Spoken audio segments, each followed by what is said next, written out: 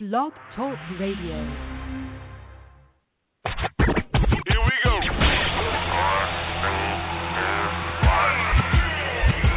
Blast off. This is True Capitalist Radio. True Capitalist Radio. I am your host, the man they call Ghost. The badass of business. Give him capitalism or give him death. That's it. Period. Broadcasting from his Skyline office studios in beautiful downtown Austin, Texas. You sound fruitier than a box of Fruit Loops, for Christ's sake. And now, he'll take it from here. Your host, the prognosticator of prognosticators, the man they call Ghost.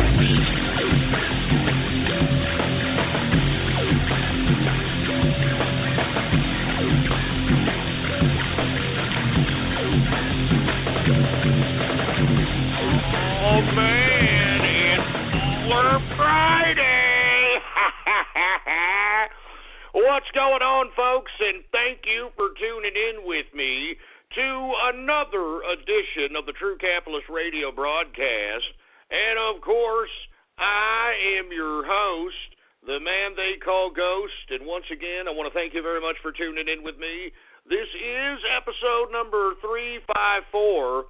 Number 350, or excuse me, 454. Why do I always go back to 3 for Christ's sake? Jesus Christ. I'm sorry, it's 454, 454. I'm going backwards for Christ's sake. Anyway, 454 for all the folks that are keeping track of the True Capitalist Radio broadcast. And before we get into anything else, I'd like for everybody to please spread it around like wildfire. And let everybody know that True Capitalist Radio is in effect and in the house.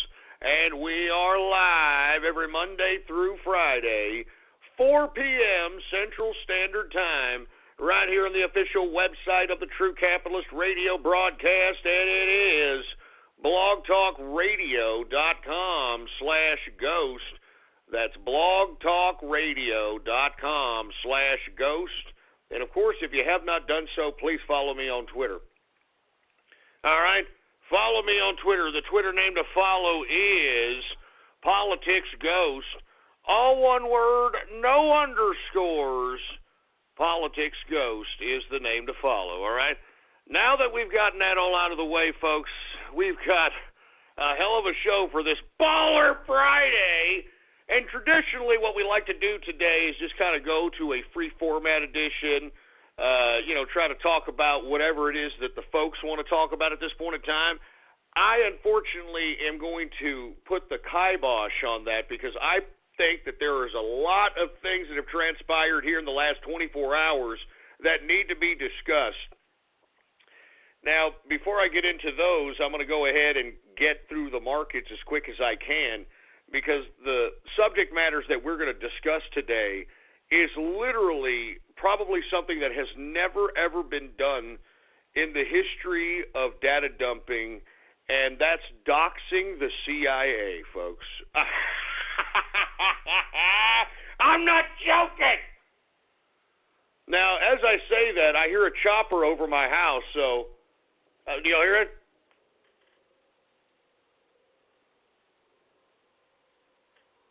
Y'all hear that crap? I'm telling you, right as I say that, there's a chopper over my house.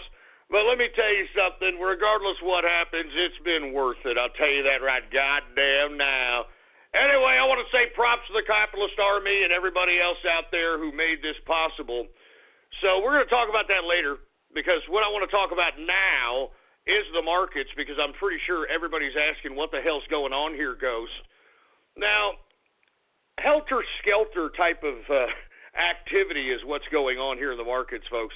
I mean, we saw profit-taking and at the same time a contraction in the markets.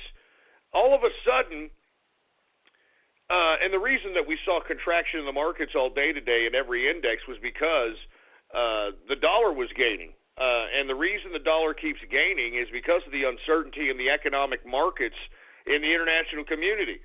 Everybody wants that U.S. dollar, baby. I mean, nobody wants to be holding British pound sterling. Nobody wants to be holding euros. Nobody wants to be holding the peso. Nobody wants to be holding any of these currencies. They want to be holding cold, hard American cash. And let me tell you, I mean, that's a good thing and a bad thing. It's a good thing in that it is, kind of providing a stability, prominence of our currency in the international community, in that everybody wants to be paid in it. The bad part about it is that we're seeing scarcity with currency at the rates in which the United States has printed out massive amounts of outstanding currency. Remember the quantitative easings, the stimulus packages. The government and the Federal Reserve have literally printed out massive amounts of currency, and even with those massive amounts of currency outstanding, I mean, we're still seeing a spike in the dollar. So that goes to show you that not only is the American dollar alive and well, it's global. It's starting to become, at least for the meantime,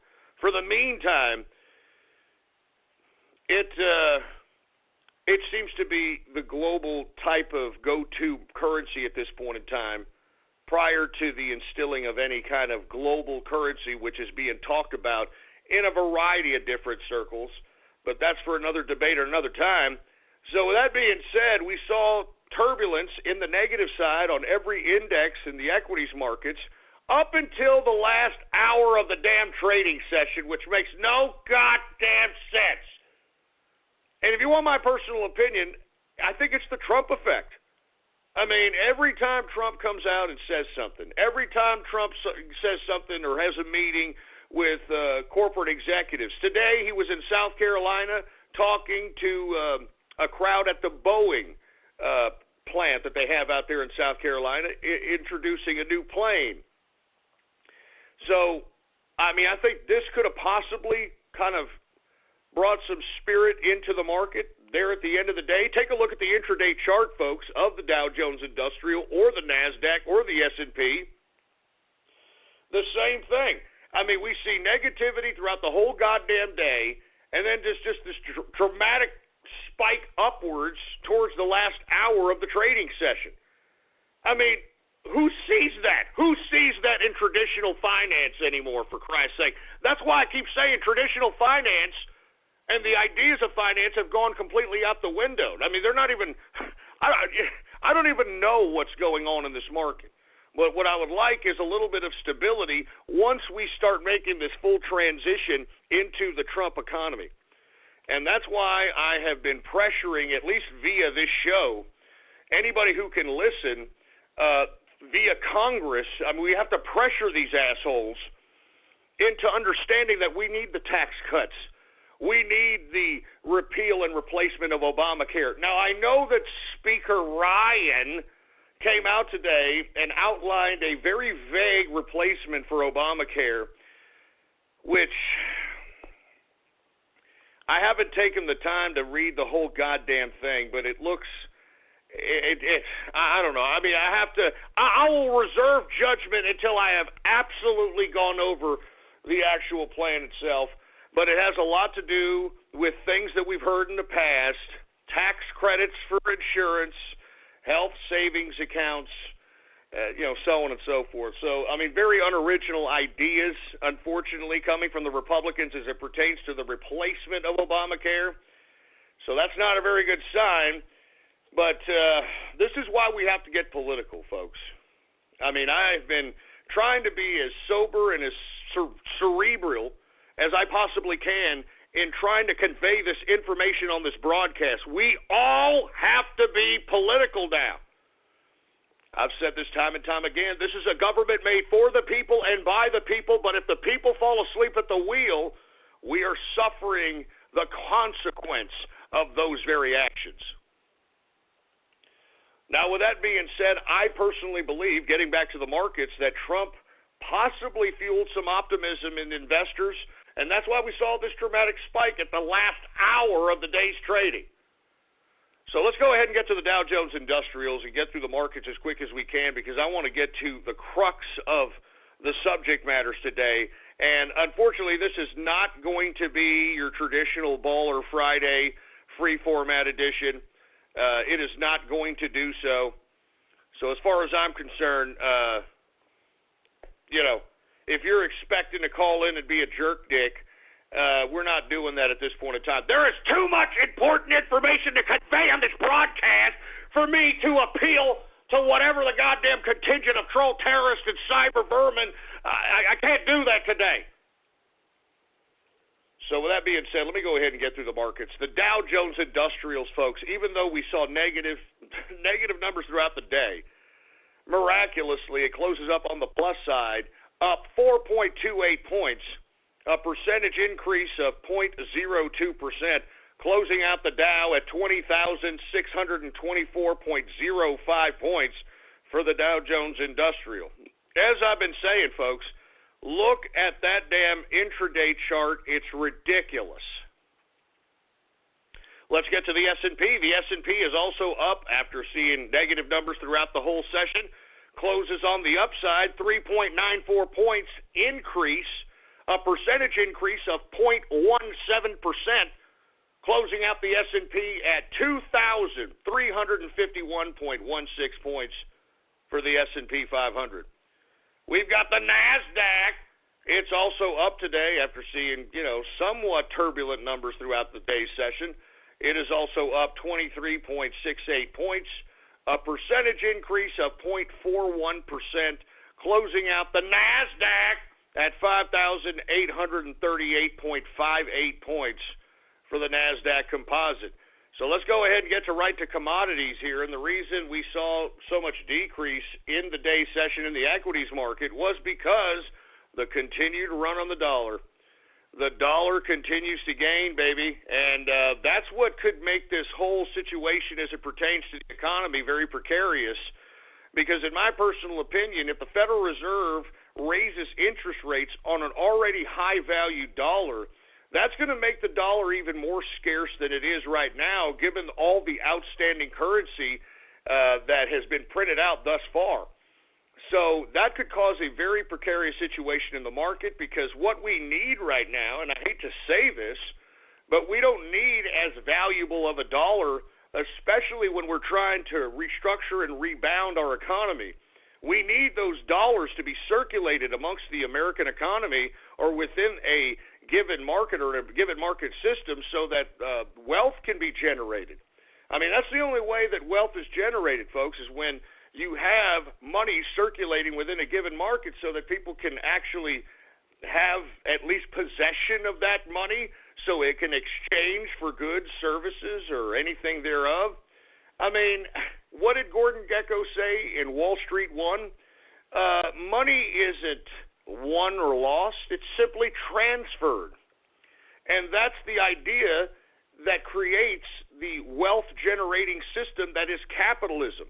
We need the exchange of money circulating throughout the damn United States of America. And if the dollar is very, very high in value, the people that are hoarding it right now, because anybody who's smart is sitting on cash waiting for the contraction in the equities and the real estate market that is coming. Now, how long that contraction is going to happen, that remains to be seen. But we know that we have an administration that is focusing on creating a rapid increase in the jobs market, which could potentially offset any potential contraction in the equities and real estate market. So with all that being said, I know that's a lot of economic mumbo-jumbo, but this is what the Trump administration is dealing with. This is what the Secretary of Treasury Mnuchin is dealing with, and this is what they have to kind of concoct a economic system around based upon all these factors that they, for what I'm taking the Trump words from yesterday's press conference, what he inherited, which was a goddamn mess. So with that being said, we kind of want the dollar to be a little less value so it will encourage people to spend it. And when money's circulating around, that's when new wealth is generated, and that's technically what we need right now in America. Is we need new wealth generated so that these folks can create the jobs necessary and the high-paying jobs necessary to be able to create the new Made in America, Making America Great Again Trump economy. We need good-paying jobs. We need jobs that people actually have some kind of integrity going to. I mean, even if it is a menial job as working as a short order cook at some local diner. Well, if you're making that owner of that particular diner rather generous profits because of your cuisine, well, that individual owner, if they're smart, are going to give you a considerable amount of raises to keep you there so that the owner in question doesn't stray away from the formula. And that's why you hear about a lot of these stories in which you have individuals that are 40 or 50 years old that have been working for the same mom and pop shop for 30 plus years, and it's because of that type of relationship that small business gives to employees. I mean, obviously we're going to have unscrupulous small business owners and, people that don't understand business trying to cheat people, trying to cheat employees. But in aggregate, the best jobs come from small business, and that's why, in my personal opinion, we need this tax cut to be passed by the Congress so dire, so much, because that's really going to inject the type of employment that we need, the type of full employment that'll cause what Mnuchin wants, which is consistent and sustainable 4% GDP growth. And once we do that, I think that we're back in the 80s again, in my personal opinion. You know what I'm saying? Anyway, let's continue going here. Let's get to commodities. We've got energy. Now, once again, folks, energy has been rather on the downside, if not on the flat side. And the reason I've been saying is because there's just too many damn producers in the world market today. Too many producers in the world market, not to mention America is considering itself a future producer on the world market. We haven't gotten to that phase in Trump's transition as far as his government and America is concerned. But at some point in time, I'm very, very certain that Donald Trump is going to open up the production capabilities of one America as it pertains to energy. And we have a variety of different energy, folks. As a matter of fact, I don't know if you folks saw yesterday, Donald Trump signed an executive order lifting all of Obama's coal restrictions. Thank God. I mean, let's put our coal workers back to work. Let's start burning coal again so we can, at least for the meantime, before we start going and pumping out other means of oil, or means of energy, I should say, we could start bringing down the cost of the energy prices that consume our consumer budget to light our homes, to air condition our homes, to heat our homes.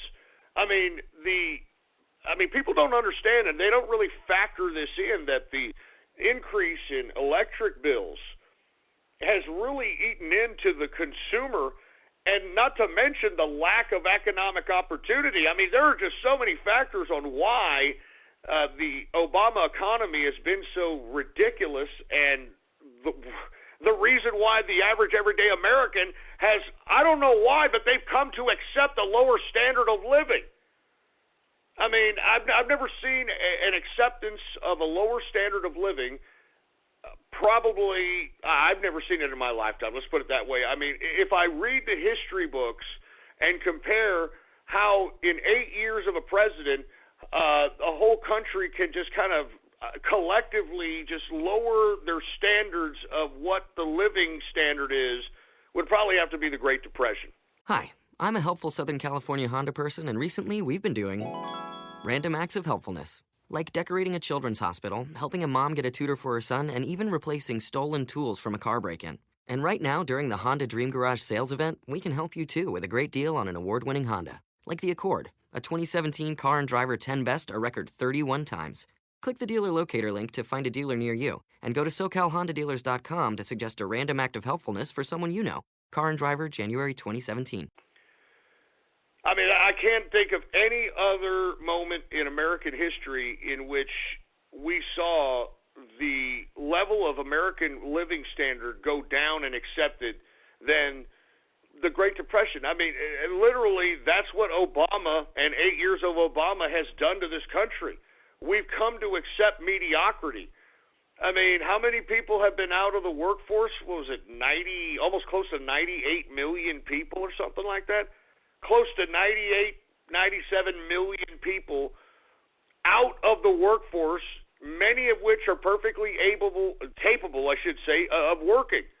And the only reason they don't do so is because when the Democrats took power, instead of providing economic opportunity, they decided to give handouts. They decided to, instead of providing an economic footing for one to kind of bounce up and get back on their feet, they decided to say, hey, look, we're going to transfer the wealth to Wall Street, the banks, Hollywood, and everybody who donated to the Democrat and Obama campaign contribution account. We're going to donate all, like $1 trillion, the biggest transfer of wealth in world history. We're going to transfer $1 trillion to these people. And for the American people, we'll go ahead and give you the beans. We'll go ahead and give you, we'll give you some food cards, some food stamps.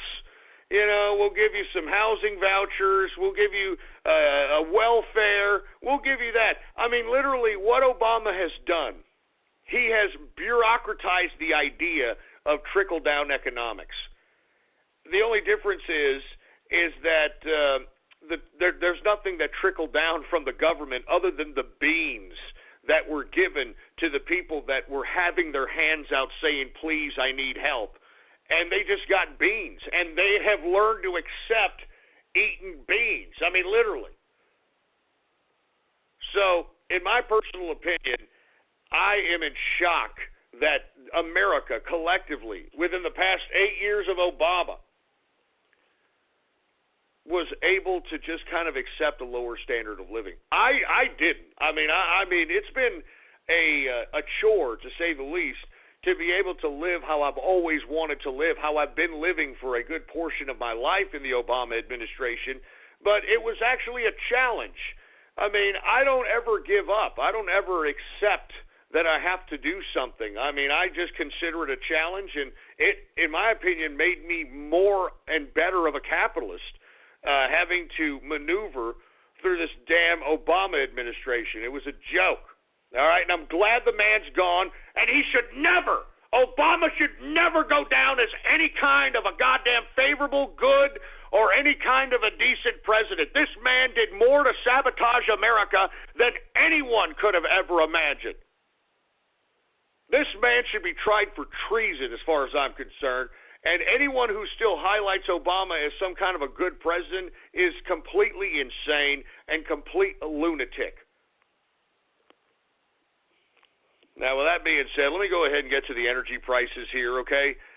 Once again, wouldn't touch energy prices with a 10-foot pole here. I wouldn't touch energy. I am no longer a buyer in energy at all.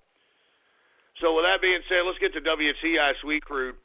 WTI up a penny today.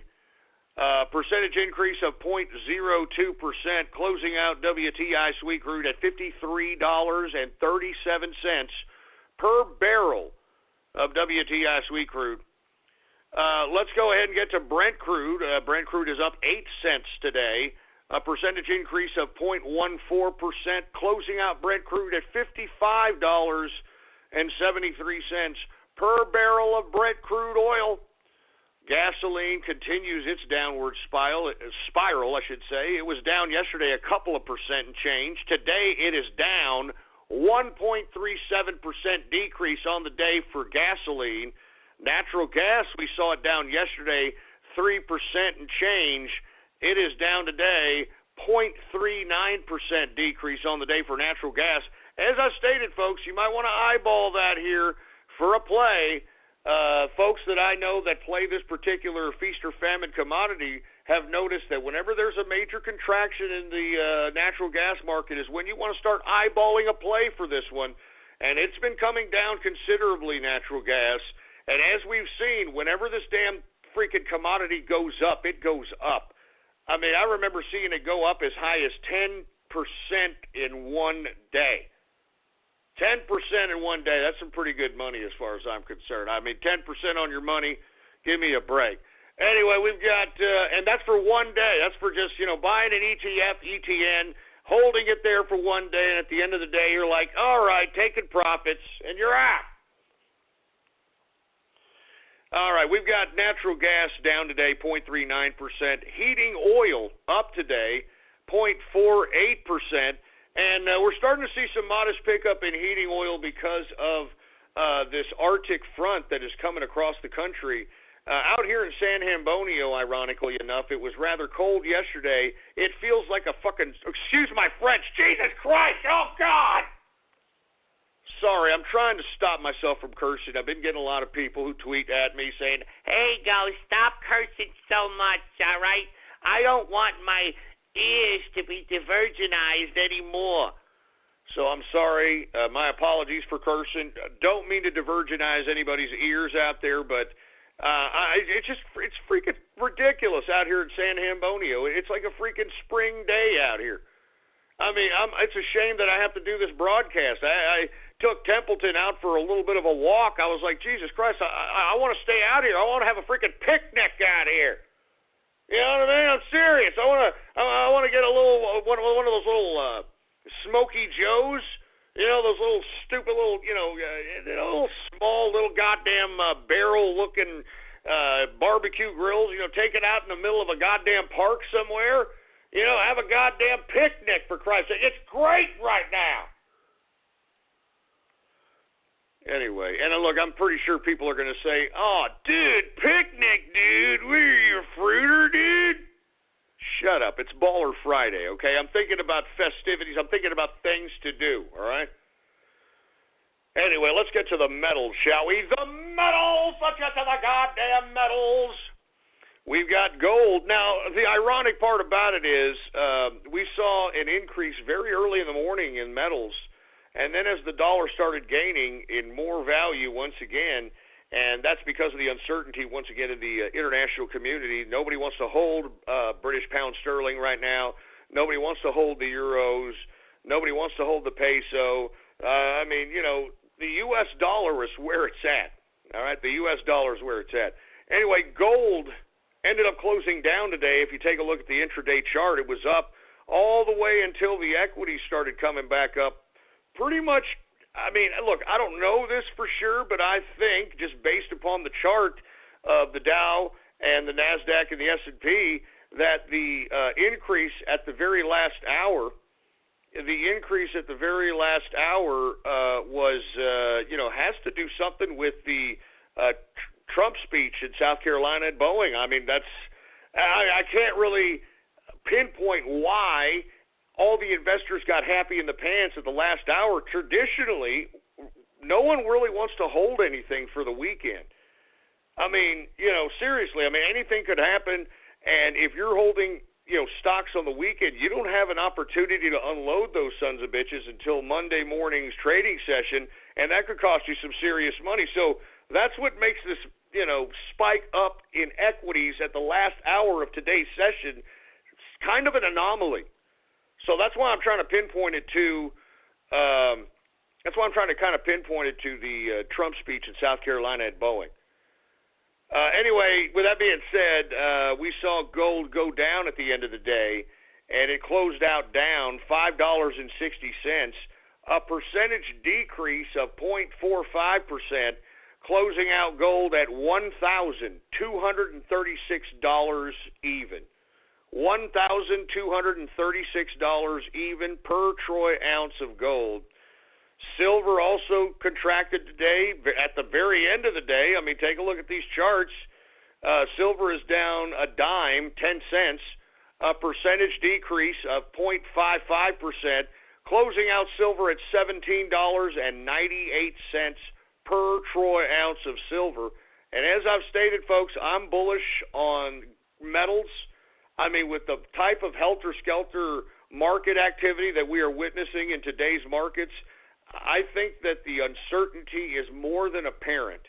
And in times of uncertainty, the investors always go to the safe haven that is metals. I mean, it's always been a safe haven, and it will continue to be. And that's why I've increased my portfolio holdings of metals from 10 to 15% to about 20 to 25, 27%, somewhere around that range. I kind of day trade some of the metal ETN equities that I've been holding because, I mean, the volatility in the gold markets have been unbelievable. So with that being said, I am bullish on metals once again, and I'm glad that people have been heeding my call, trying to accumulate as much silver and gold as possible. Individuals who've been doing so, they've amassed. I mean, people have been tweeting at me and actually have been showing me their pictures in other media venues, the amount of silver, bullion, coinage. I mean, people are starting to heed the call. And let me tell you, just sitting on those damn things, whenever silver goes up, you're making money. I mean, let's just say you're accumulating things right now when silver prices are about $17, $18, and let's just say uncertainty hits in, and then every goddamn investor is trying to save their portfolio from going under. They're going to go right to the safe haven of metals, and this damn price goes up to about $30 a troy ounce. I mean, that's money, baby. That's money. Anyway, let's continue going. We've got copper. Copper is down today. 0.44% decrease on the day for copper. And platinum is also down today.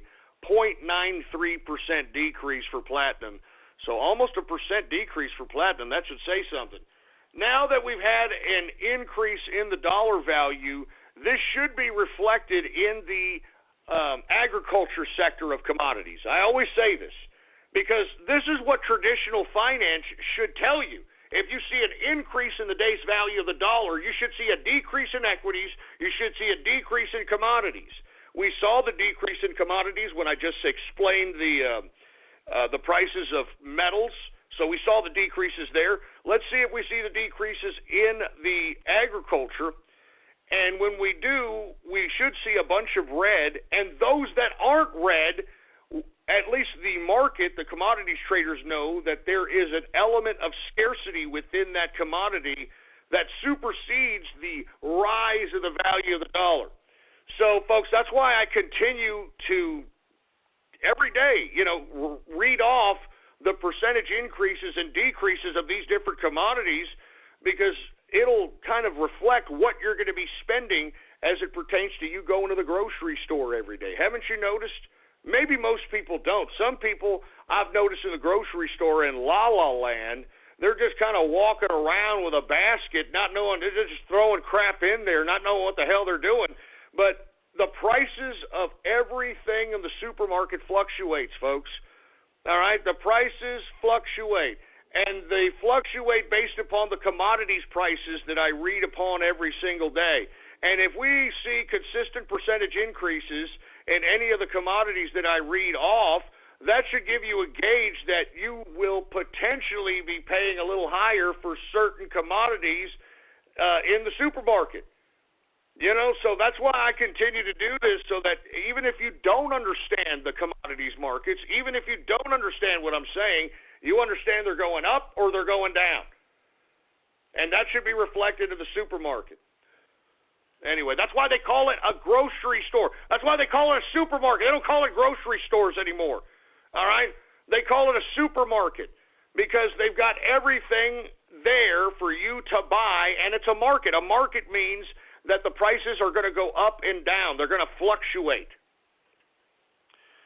Anyway, with that being said, let's go ahead and get to grain, shall we? Corn. Corn is down today, folks. 1.44% decrease on the day.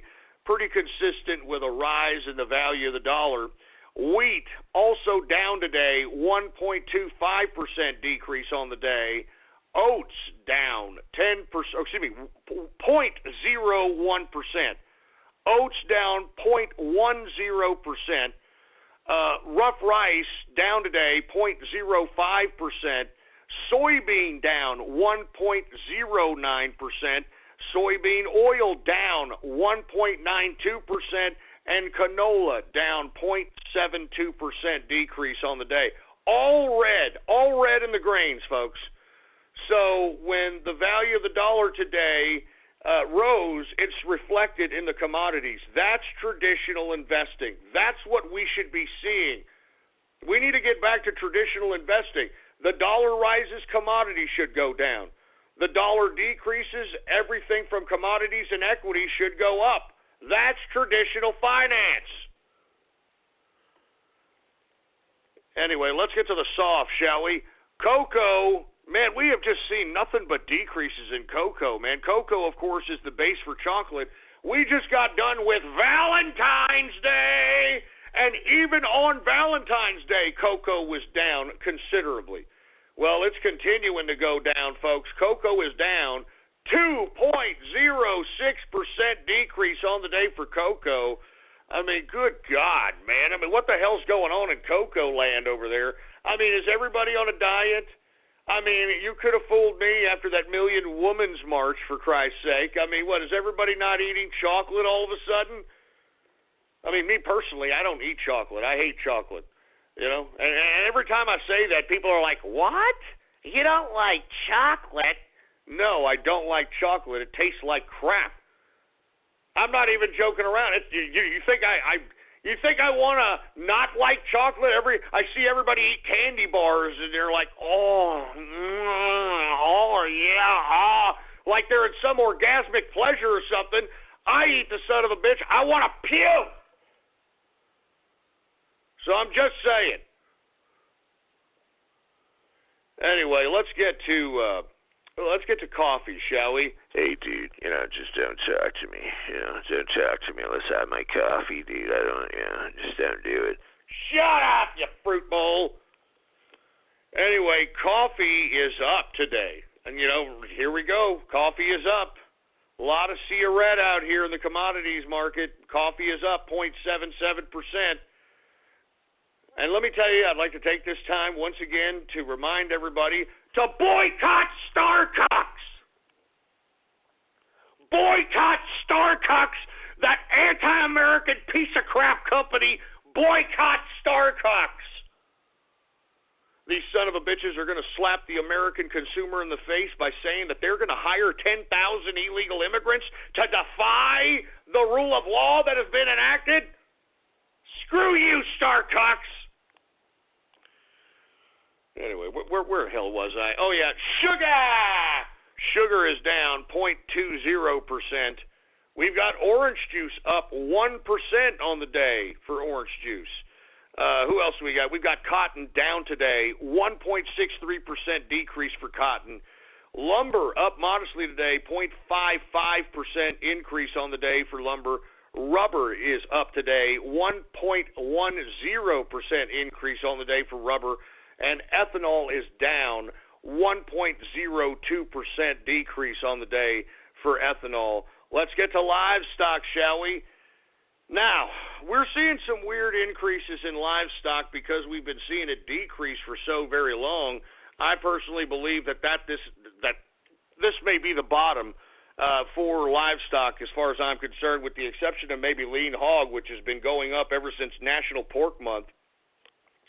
Because, we've just seen nothing but decreases, especially in live cattle.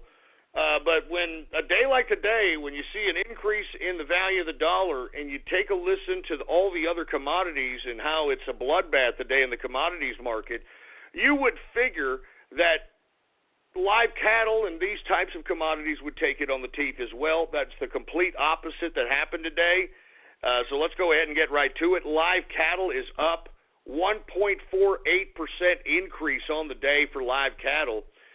Cattle feeder is also up today, up modestly, 0.20%, which is very odd because, as I've stated, many of the components of cattle feeder are in the grains commodity sector, and we saw nothing but decreases all across the board within that sector, so it's very odd to see this even up at all. And then we've got lean hog, folks. Lean hog is up 1.36% increase on the day for lean hog.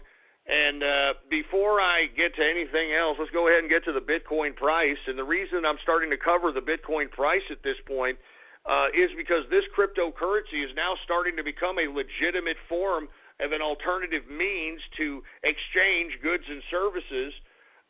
What did I tell you? What did I tell you not too long ago? That people are starting to get rid of tangible cash. We've seen it in Venezuela. We've seen it in India. They're starting to talk about it in the EU.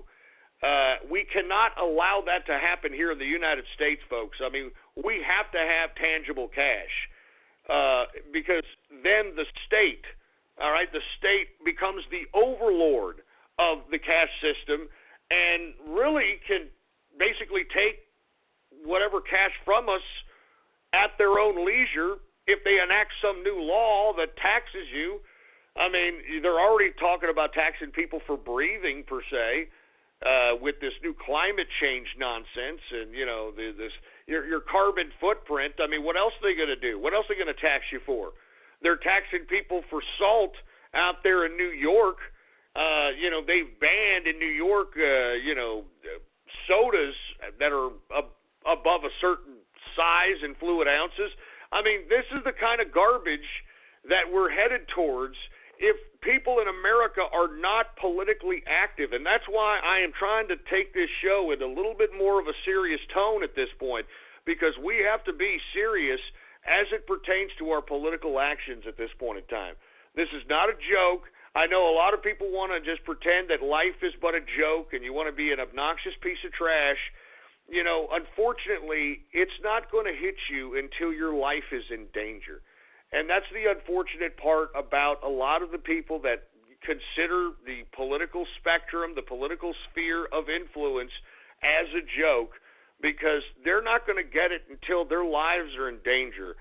And I hate to say that that's the unfortunate fact of reality, but it just seems that that's the unfortunate fact of reality. You know, people are not going to learn. You can try to convey to them in the most rational and cognitively reasonable explanation possible, and it's just not going to get through them until their lives are in jeopardy, and it's very, very sad. Anyway, let's get to Bitcoin, because that's why I was talking about how we need cash. We cannot become a cashless society. As a matter of fact, the group of people that are affected by a cashless society the most are the poor.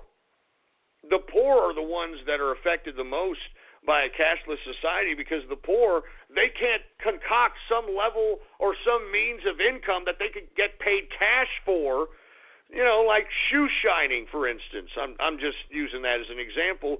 I mean, some unskilled chap out of an impoverished area of a society, you know, gets them a shoe shine box and goes up to people and says, hey, you don't want a shoe shine? You want a shoe shine? I'll give you a shoe shine for $3 or whatever the case might be. And, you know, after soliciting enough people for a shoe shine, you're going to get yourself some customers. They're going to pay you cash. And before you know it, if you work your ass hard enough, even if you're poor, you can come home at the end of the night with a big piece of chicken. So, anyway, that's all I'm saying here, all right? That's all I'm saying.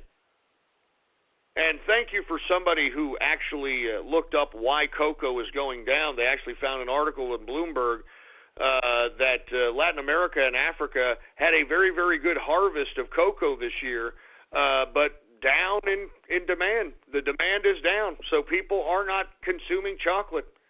Good God. Anyway, back to the Bitcoin price. It is now $1,060.99 per Bitcoin, folks. $1,060.99 per Bitcoin, and that, my friends, is the markets for your ass, all right? Now, with that being said here, let me go ahead and get to some preliminary news before I get to some Twitter shout-outs here. And the reason I want to do so is because we've got so much goddamn stuff to talk about. All right, I'm serious. There's so many damn things to talk about out here. I mean, I don't even know where to start at this point.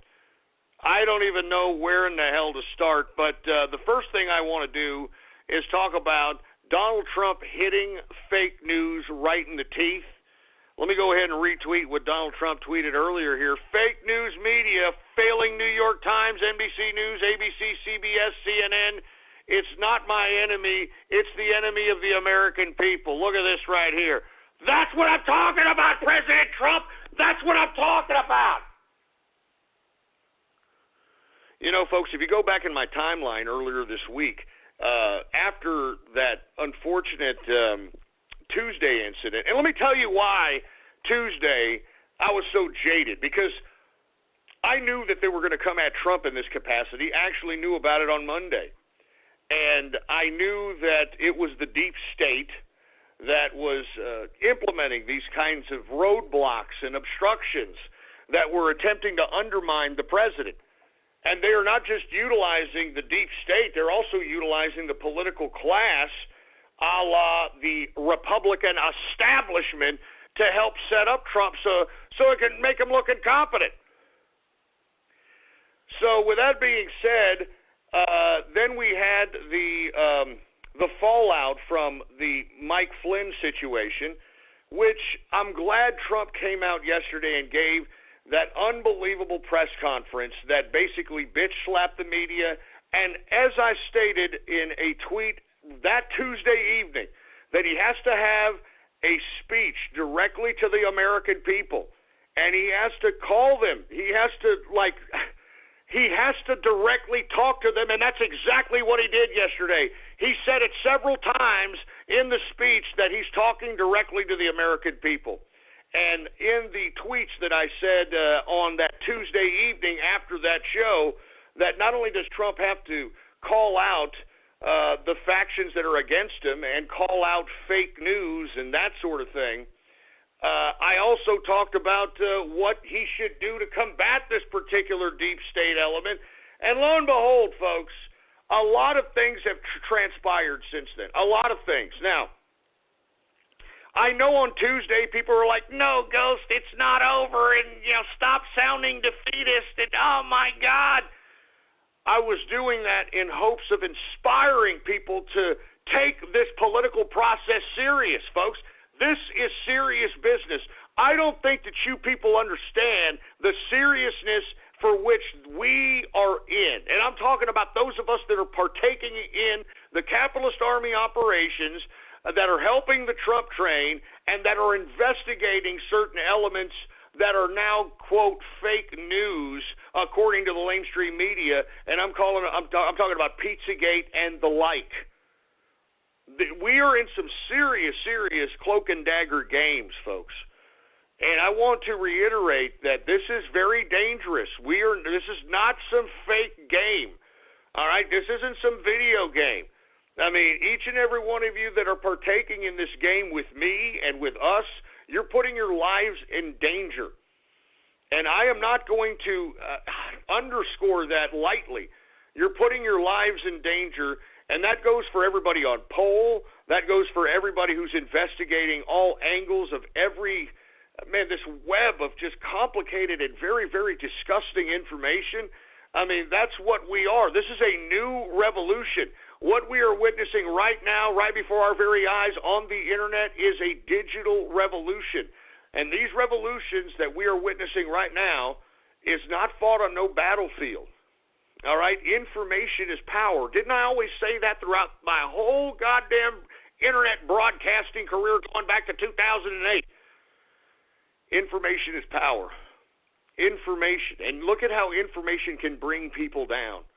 Look at how information can literally be that much more powerful than an army of men. And that's why I'm saying to you folks, this is very, very dangerous. So I'm warning you, after I take the Twitter shout-outs, you know what? I'll take the Twitter shout-outs in a second. This is just too important. I got to warn you that what we're about to delve into is very, very dangerous stuff. Now, let me go ahead and get into what I'm talking about here. There was last evening, and I tweeted about this as it happened, a data dumping of the CIA. Now, this is very, very serious stuff. I mean, this data dump is unlike anything that has ever been dumped in the history of the internet. Now, let me go ahead and retweet the tweet here. I'm not sure if the 4chan poll thread is still available. If not, a lot of people have basically reestablished the link and reestablish the data elsewhere. It's 4 gigabytes of information that basically consist of CIA field operatives, CIA torture sites, CIA operative addresses, where they've been stationed, for how long, CIA IP addresses, CIA email addresses. I mean, this is a treasure trove that any foreign government would want to get their hands on, and it was released last night. And I've tried to tweet it out as often as I possibly can. I just tweeted here. This is one of the most dangerous data dumps that has ever been dumped in Internet history. Now, why was it dumped? Okay? Why was the data dumped in this particular capacity in the first place? Because, folks, remember on Tuesday, I was pretty dejected because I didn't believe that anybody's really taking this goddamn game very serious. This is a very serious political game here that we're playing. I know that I go on the show. I know that I do Twitter shout-outs. I know I do radio graffiti, and a lot of trolls think it's really funny and that sort of thing. But, folks, right now, what we are conducting ourselves in right now is something that is about to reestablish what the online presence of individuals are. And this goes to show you that those of us online can have a direct impact, and not just talking a direct impact, an impact that goes far beyond the comprehension of even those within the deep state. Now, why was the CIA docs released? It was released because, as I stated on Tuesday, they had the Trump administration in check at this point in time. I was a little pessimistic that day because, I mean, this was the deep state in conjunction with the Republican establishment. Now, as I stated, folks, I told you the chain of events that happened, and the chain of events that happened was as follows. Michael T. Flynn was on a phone conversation with the Russian ambassador prior to the swearing in of President Trump. Now, the substance of the phone call and the phone call in general was not illegal, and nor was the conversations of anything discussed illegal. The problem is that the NSA or rogue elements therein decided that they knew about this call, they eavesdropped on the call, they recorded the call, and as a result, they forwarded that call to the DOJ, the Department of Justice, which at the time was ran by Yates, that Yates broad that didn't want to implement the immigration reform that had to be removed. Yates approached the Trump administration stating that they've got information that could potentially jeopardize Michael T. Flynn in a blackmail situation with the Russians.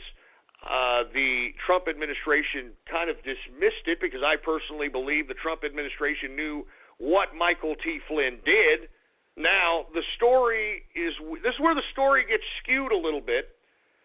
The story goes as follows, and this is what insiders have told me, this is what Roger Stone has even validated, that really what's happening on the inside is this. Calling the 2017 Mercedes-Benz GLA simply a compact SUV is like describing a cathedral as just 4 walls and a ceiling. The GLA is both a beautiful work of design and one of the most functional SUVs in its class, and it's available at an exceptional price. Why drive any compact SUV when you could be driving the 2017 Mercedes-Benz GLA? Visit MBUSA.com/GLA to learn more. Mercedes-Benz, the best or nothing.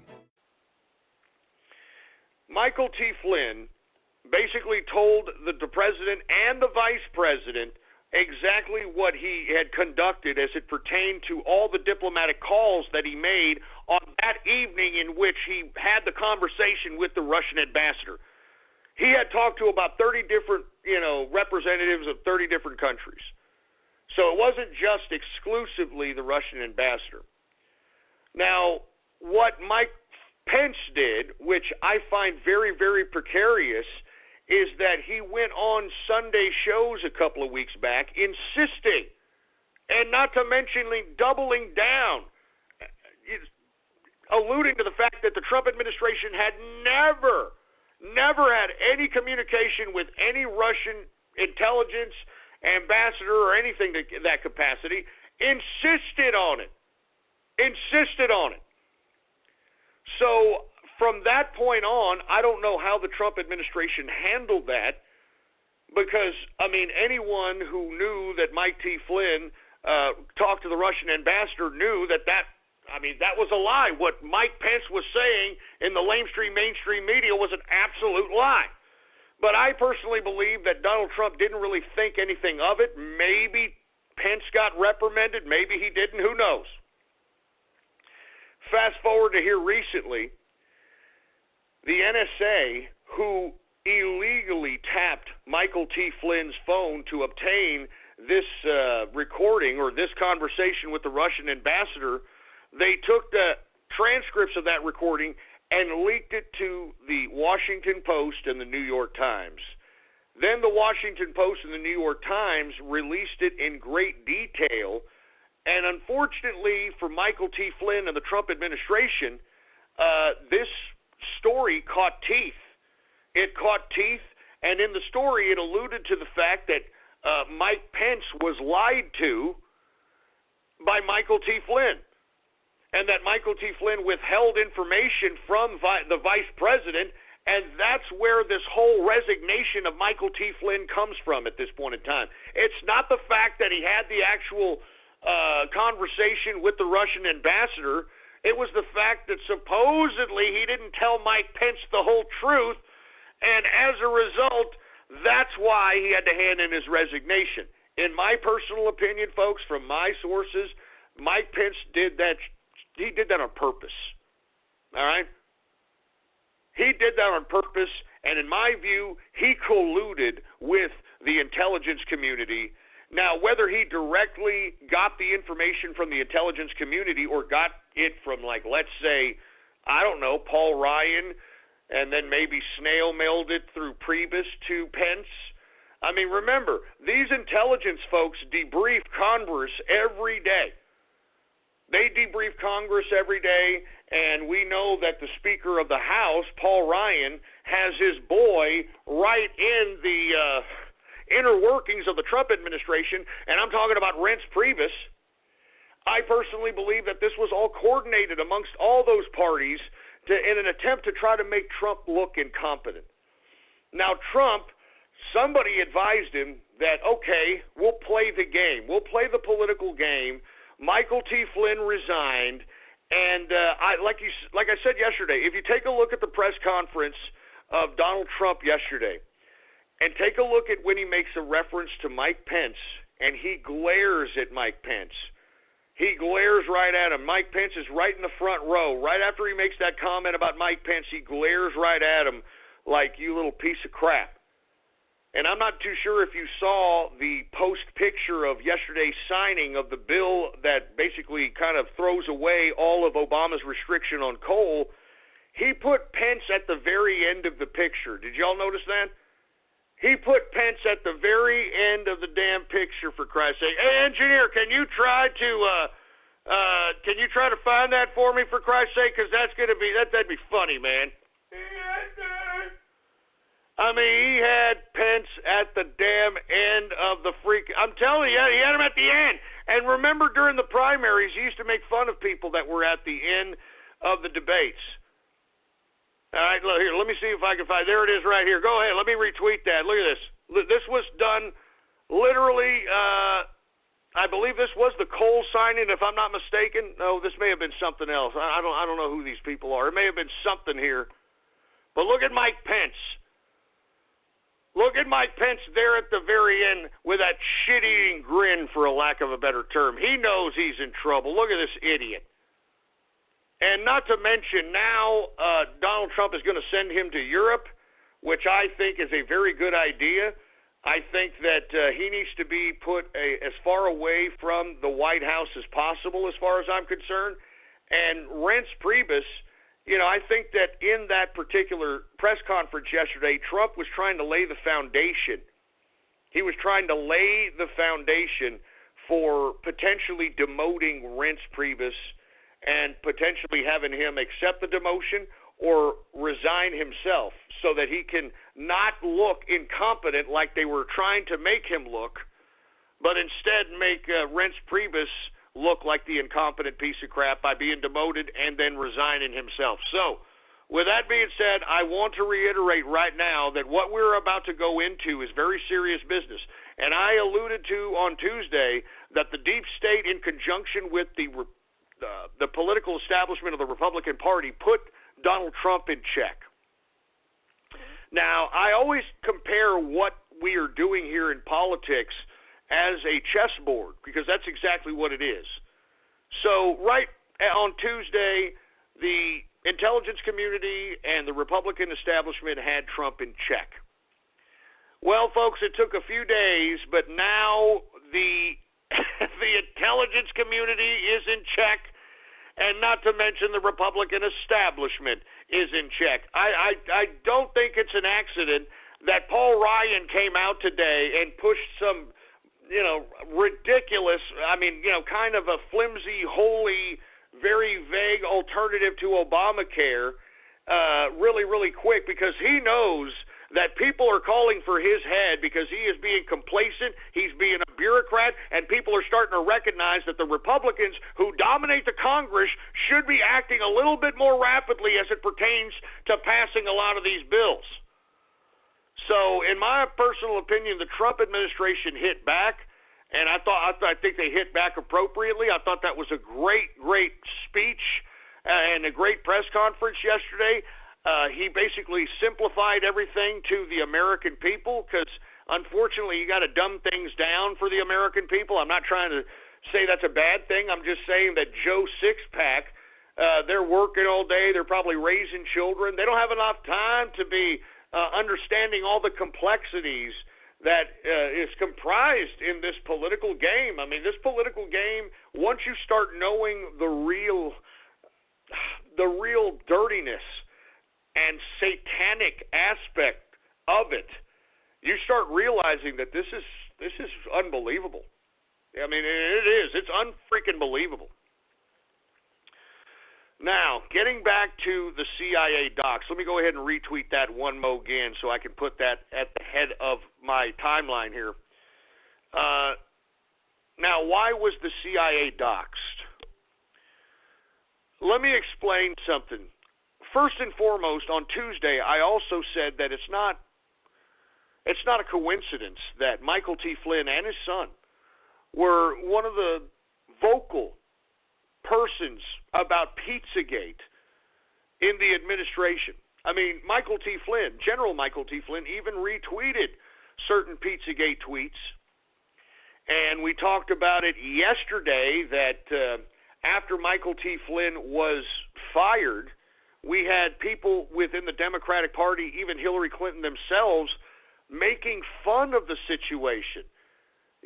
Some idiot named Felipe or some crap, some Democratic consultant, tweeted at Michael T. Flynn with the comment, "What goes around comets around." Yeah, Felipe Reigns, all right? What goes around comets around, and given your pizza obsession, gives the links to Domino's Pizza jobs listings. And then this woman, Hillary Clinton, she also retweets that Felipe's got his own way of saying things, but he has a point about the real consequences of fake news. I mean, do you understand how evil these people are? I mean, they're trying to mock the fact that they could be implicated in some kind of child sex ring, for heaven's sake. I mean, they're mocking the fact. They're mocking it. I mean, folks, if somebody said that about you, that you could have been a part of some kind of a child sex, satanic freaking ring, trafficking, child sacrificing, spirit cooking, whatever, I mean, would you go out there and act cocky about it and be like, well, I guess what goes around comets around, huh? I mean, would you actually be doing that? Absolutely not. I would be doing everything within my power to try to prove that, look, I have nothing to do with this garbage. I mean, are you kidding me? I mean, why these people are mocking only proves their guilt. It only proves their guilt as far as I'm concerned, man. Now, I know I'm going off keister here, but it's not a coincidence that Michael T. Flynn was vocal about this Pizzagate scenario, and then he becomes the focal point of political assassination, and now he's no longer with the Trump administration. I don't think that's a coincidence, folks. And if you start investigating what's going on in our government, and once you start getting into the Pizzagate and where all these coincidences, and look, regardless of what CNN, Fox News, ABC, whoever suggests that Pizzagate is fake news, they, in my opinion, are a part of this crap. Because this Pizzagate scenario goes so far that, folks, if you want my opinion, the CIA is at the bottom of child sex trafficking. I'm not joking around. I mean, why are they so adamant about literally not investigating these coincidences as it pertains to child sex trafficking or child sex abuse? And moreover, didn't I go over yesterday that there has been a massive amount of arrests as it pertains to child sex rings in America today? That's not an accident. The Trump administration is doing whatever it can so that it can implicate the highest levels of authority involved with child abduction, child sex abuse, child murder. And by the way, isn't it not another coincidence that Jerry Sandusky, the Penn State rapist himself, the Penn State child rapist, his son is rounded up in one of these damn rings, for Christ's sake. Over 1,500 people have been arrested or freed as it pertains to this roundup. And when I mean freed, I'm talking about people that were being held against their will, being sex trafficked. And that's why I'm saying, folks, this is very, very scary stuff. Very, very scary stuff. And, folks, in my opinion, that's why they tried to take out Michael T. Flynn through character assassination. And that's why the CIA and the deep state is going after Trump, because they don't want to be exposed for what they're doing. And, folks, I know people want to sit here and they want to deny that, the government is not involved with child sex trafficking, that the government is not involved with any of this nefarious activity that's been uncovered. But when you start researching and understanding the facts, there's nowhere else to go in assumption at this point. There's nowhere else to go in assumption at this point in time. And in my opinion, I believe that the CIA is at the bottom of child sex abuse as far as I'm concerned. And not only are they at the bottom of it, but they use it to keep everybody that's in the apparatus of authority loyal. I believe that I'm not even joking around. Not only is it used as a method of, I don't know, I guess satanic power. I mean, these people really believe in satanic powers, folks.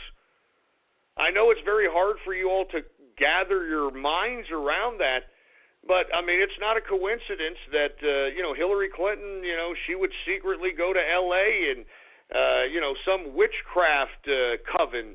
And this is not a joke. I mean, this has been said by a former confidant of the Clintons, Larry Nichols. It's been said by L.A. papers at the time in the 90s. These people are very sick, man. And that's why I'm saying right now, in my personal opinion,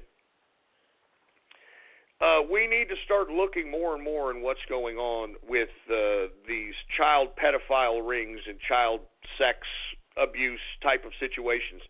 And that's why I really don't like it when these troll terrorists try to make fun of that particular subject matter, because in my view, I think that's the last line of morality in a moralist society.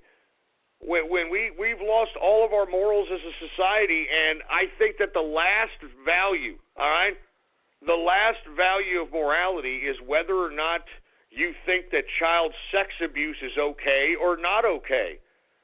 And I don't think it's okay. I think that you should be killed if you're found doing such a thing. I think that you should be killed. But no, you've got people trying to defend this garbage. You've got New York Times articles trying to justify it. You've got Salon.com providing favorable articles towards pedophiles. I'm not joking around, folks. This is the way it is, for Christ's sake. This is the way it is. I mean, wake up. You don't think there's a satanic element afoot in our hierarchy of authority of government? I mean, folks, okay, since we're going down this rabbit hole, let's just go ahead and put it all out on the table, all right?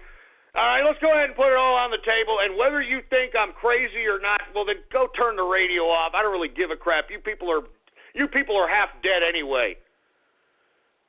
But is it a coincidence again? I mean, how many coincidences do we have to have before people start making an assumption that maybe there's something going on here, okay? Let's just say, do you think it's a coincidence, okay, that there is a tropical storm headed towards, right now, California, that has been having nonstop rain in torrential proportions? This is right after a drought. Remember, California, we need rain, we're having a drought. Remember they kept bitching about it? Well, now they've had too much rain, and of course we've talked about the Oroville Dam that is about to bust, and they've been trying to release water from this dam in an attempt to offset levels so that the levees don't become compromised and cause a very catastrophic situation in California. Well, aside from California, especially in this area of Oroville, having a lot of different rain events on a consecutive basis here, but at the same time, folks, there is a tropical storm headed, and not to mention it's already hitting, I think, Southern California, heading north, called Lucifer. Yeah, Tropical Storm Lucifer is hitting goddamn California right when the goddamn dam of Oroville is about to break. Now, do you call that a coincidence? Do you call that a fucking...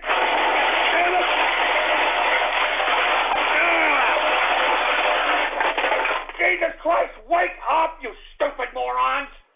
Oh, it just happens to be a coincidence. The name Lucifer was next on the list of tropical storms, Ghost. Oh, Jesus Christ. No. Oh, it's just all a coincidence. It's just a coincidence. Oh, get that. Give me the mic. Stupid, man. You see? And that's why, with all due respect, folks, that's why this political game is not for everybody. Because to be honest with you, people that are here right now, I'm looking at people like, Pizzagate is fake, Ghost, and that the names of the hurricanes and the tropical storms they're chosen beforehand, and these are the people that, to be honest with you, we don't really need to acknowledge and should be, for a lack of a better term, have social Darwinism take care of them. I mean, listen, I have compassion for people, but I have compassion for people that actually want to progress society, and instead of highlighting things that you think are somewhat non-coincidental, why don't you just put all the coincidences together and then maybe do some kind of mathematical percentage on how all these coincidences and the probability of all these coincidences happen at the same time. And not even mathematically can you actually, all right, can you actually concoct this as some sort of probable idea. Not even mathematically. So, as I stated, folks, I think people need to wake up and realize that there is a very evil element that is controlling the world today, and you either are going to submit to it, like many of the people that are out here claiming that, they know more than those of us that have actually gone out and read and have done research and that understand the elements for which tie all these freak shows that are in power today, the elements that tie it, for Christ's sake. Somebody's saying, implying that the government or whoever has some sort of weather-making machine. Oh, gee. I mean, do we have to go there again, man? Do we have to go there again? They have it, you stupid moron. Look, they have it via HAARP, first and foremost. But that's not just the only way that they can create, especially rain.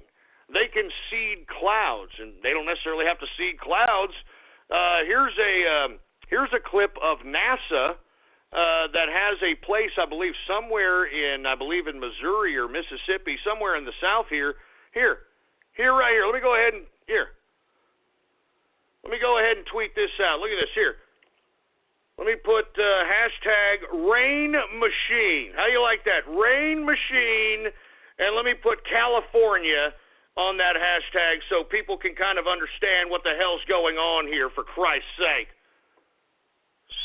Stupid idiots. Here, right here. Oh, let me go ahead and tweet it right now. Here. NASA's rain machine right there, all right? And that right there was a episode on Top Gear, okay? Everybody's little favorite show, Top Gear, That's this show on the BBC. So what are you going to say now, assholes? Huh? What are you going to say? Oh, it's tinfoil hatting. Oh, you don't know what you're talking about.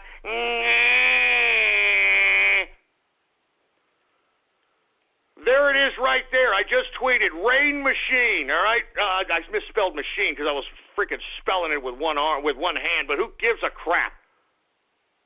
You know what? Let me do that again. Hold on. Let me do that again. That looks freaking ignorant, for Christ's sake.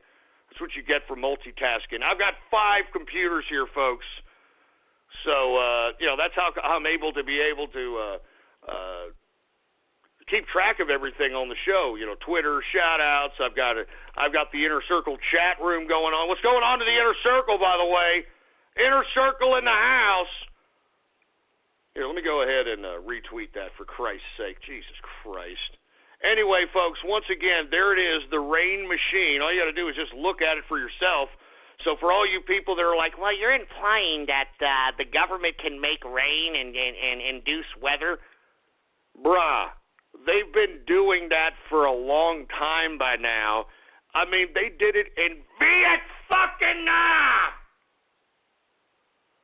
I mean, that's why in Vietnam they had that ridiculous monsoon season, which it just rained. I mean, even Forrest Gump talked about it in the movie Forrest Gump. And one day it just kept raining and raining and raining and raining. Big old fat rain, big old fat rain. I mean, I'm serious, man. So, anyone who believes that the weather can't be manipulated, well, there you go, right there. Okay, I just retweeted it again, and I spelled machine right. Okay, I'm doing it with one hand here. Anyway, with that being said, there it is. NASA makes their own rain clouds. It's on top. That's a Top Gear episode, folks. That's a Top Gear episode.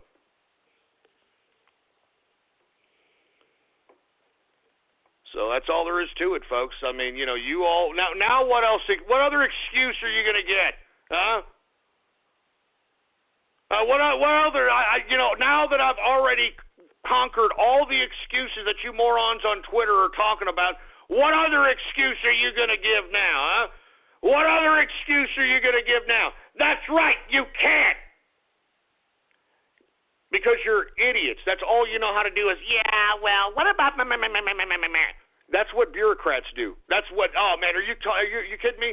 Bureaucrats are excellent at doing that. Yeah, but what about Even though we're on the goddamn internet and you can look all this stuff up for yourself, But no, you're half a tard. You're like, yeah, but...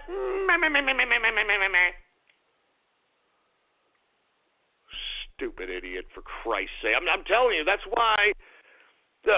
I mean, you know, to be honest with you, I don't know. I have no idea. Jesus Christ, man. I'm just saying, man. I'm just saying. Anyway, man, I just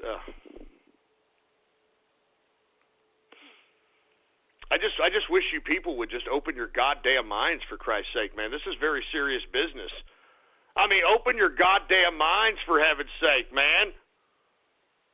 Open your minds!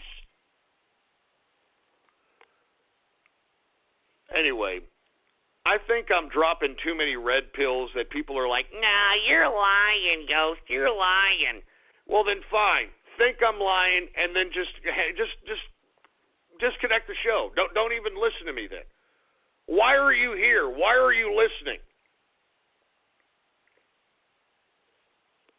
I'm telling you, folks, you people are not going to learn until your lives are in jeopardy. And by that time, it's going to be way too late. And, you know, hey, it's not like nobody told you.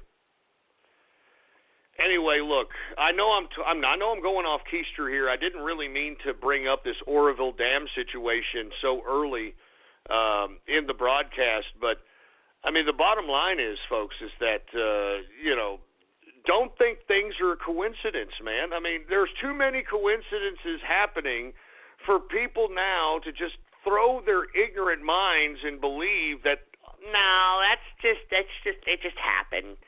It just happened. That's not true. It's just a coincidence. That's all there is. It's just a coincidence. That's all there is to it. It's just a coincidence. That's all there is to it. It's a coincidence, Ghost. Anyway, folks, that's why all these things are happening. I mean, that's why the CIA had their docs dropped, folks, because now the deep state is now in shallow waters. And now they can no longer hide in the shadows.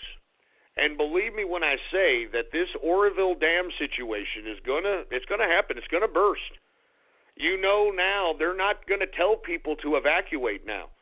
There is no evacuation orders. And they're not gonna tell you when it busts. So that means that anybody who is in the spillway area there, which encompasses a very good portion of Northern California, you're not going to know when that dam busts. And if you do know, there's no way out. There ain't no way out of there. Calling the beautifully redesigned 2017 Mercedes-Benz CLA simply a four-door coupe is like describing a world-class athlete as just a good runner. With its sleek profile and powerful turbocharged engine, the CLA offers agility and design that are unmatched in its class, and it's available now at an exceptional price. Why drive any four-door coupe when you could be driving the 2017 Mercedes-Benz CLA? Visit MBUSA.com/CLA to learn more. Mercedes-Benz, the best or nothing. So, in my personal opinion, folks, this is going to be a very precarious situation. It could be the 9/11 event that could either make or break the country. And what I mean by make or breaking the country, right now we are at just a divisive part in American history. We're all divided. And folks, right now, when this dam breaks, because it's going to break, and when it breaches and it breaks, tens of thousands of people are going to die. Tens of thousands of people are going to die. And not just because of the flood damage, but from what I've read, there's some natural gas pipelines and gas lines that are in this area that are being constructed. And if those are compromised because of the dam levees breaking and the water damage, that could provide a whole new avenue of victims. So, as I've been saying, folks, we need to realize that they're setting something up here with this Oroville Dam situation. And, you know, this coincidence, okay? You know, if you want to believe it's a coincidence, then continue to believe it's a coincidence. But this coincidence of Lucifer, the tropical storm Lucifer, hitting the coast and in the mainland of California this weekend, right at the time in which this dam is about to be breached, I just don't think it's a coincidence, man.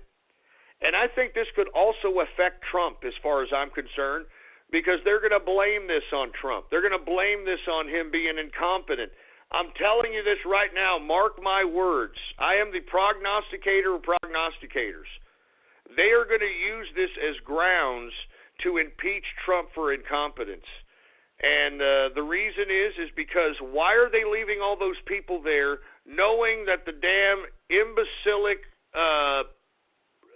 broke down dam is in a very, very decrepit state?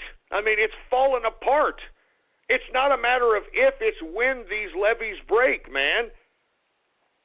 Tens of thousands of people are going to die. And everybody on Twitter right now that are, you know, oh, you're conspiracy theorists, oh, you're putting the tinfoil hat. Hey, that's what y'all have said about me the whole time. And take a look at everything that I have said ever since I've come back in March, and take a look at it come to pass. Huh? Take a look at everything that I have said that has come to pass, and mark my word, this will come to pass. This weekend, you are going to see you're going to see videos. You're going to see the devastation of California like you've never seen it before, and the reason is because it's not a matter of if, it's when, for Christ's sake. You know, I mean, it's not a matter of if, it's when. So, in my personal opinion, I think that it's going to be some serious business. People are asking, well, you're implying impeachment for incompetence. Explain George W. Bush. I think I've explained George W. Bush 1,000 times. His daddy is one of the key leaders of the deep black operations state. All right, that's why. I don't want to go over that whole situation one more again. I mean, but this is serious business. Now, I know I'm going all over the place here, and the reason I started talking about the Oroville Dam is because, I mean, this CIA is going to continue to throw as many obstacles at the Trump administration as possible. But what I do want to do is continue to promote the data dump of the CIA, so let me go ahead and retweet that again. There it is. And I want everybody to, you know, gather that information, because the more people have that information, regardless if they take it down, that information is spread around like wildfire. All right, and now the deep state is out in the open. They're no longer the deep state. They're not in the shadows. They're not in the shadows anymore, man. And listen, the reason that these documents and this data was dropped, because it's an internal war. I mean, this deep state does not have the right to supersede an elected government. And that's exactly what this deep state believes that it can do. It thinks it has the authority to do. You understand? It thinks that it has the authority to just go ahead and supersede whatever elected government necessary. And what we, the people, and that includes many within the intelligence community itself, I've said this time and time again, that there are elements within the intelligence community that are on our side as well. They're also doing things to combat the deep state, and one of which is this unearthing of the CIA. And look, folks, if you have not seen these CIA documents, I mean, there is a treasure trove of information on here. I mean, CIA IP addresses, CIA databases, CIA email addresses. Folks, if you scan those email addresses in that CIA data dump, you'll find an email address for Hillary Clinton, and you will find an address that says, and I swear to God, you can look it up for yourself, bin_Laden at CIA.gov. I'm not even joking. I'm not even kidding. I'm not even kidding. bin_Laden.CIA. bin_Laden at CIA.gov. Look it up. Look it up. I mean, there is so much information in this particular data dump of the CIA. It is one of the biggest data dumps in world history to date. The information that is in this particular data dump is not only sought after by those of us that are very interested in understanding who and what the deep state is and how the CIA operates. I mean, there's black site listings. I mean, there's the works, 4 gigabytes of information. But every government and their brother wants this information. Now, why put it out? Simple. Because right now, as this information continues to go out, the CIA as we know it, a secret clandestine organization, is no longer secret and clandestine, which by default nullifies it and its prominence within the intelligence community. So, without too many words, they're pretty much rendered impotent. You know what I'm saying? It's pretty much rendered impotent. So, once again, folks, I would like everybody to try to download that information. People are currently going through it as we speak. We've been going through it all night. Like I said, that's how we know, there is a Hillary Clinton email address with a CIA.gov, bin_Laden. And we all know that bin Laden was a part of the CIA. He was a CIA asset. For a time there, when you Googled his CIA operation name, Tim Osman, Google even admitted that he was a CIA asset. I mean, I'm not even joking around. I know you people are out here thinking that, oh, you're lying. You're lying. That's why you are the loser you are, and then those of us that are enlightened to the truth, we're not going to be shocked. You know what I mean? We're not going to be shocked when, things like this come about. We're going to know, and we're going to know how to react. We're going to know how to react. Anyway, folks, please go over those CIA documents. And anyone who has a blog, anyone who has any kind of sphere of influence, please write about these things. I think that even the mainstream media is scared to touch this particular data dump because they don't want to be the ones that are spreading this information. This is very real information. These are addresses of agents. I mean, this is beyond anything that I have ever come across as it pertains to data dumps. And listen, I've been a part of a lot of data dumps in my day. This takes the taco, man. This takes the taco. And let me tell you, whoever was the insider, because it was an insider that leaked all this information out. You can't just hack the CIA. The insider that leaked this out, whoever it is, God rest his soul, because this man is going to, or woman, whoever, is going to end up straight murdered, I mean, Jesus Christ. But hey, you got to be down to die when it's your time to die. And not to mention, we cannot let these Satanists and these sick child sex abusers think that they can continue to get away with this much longer.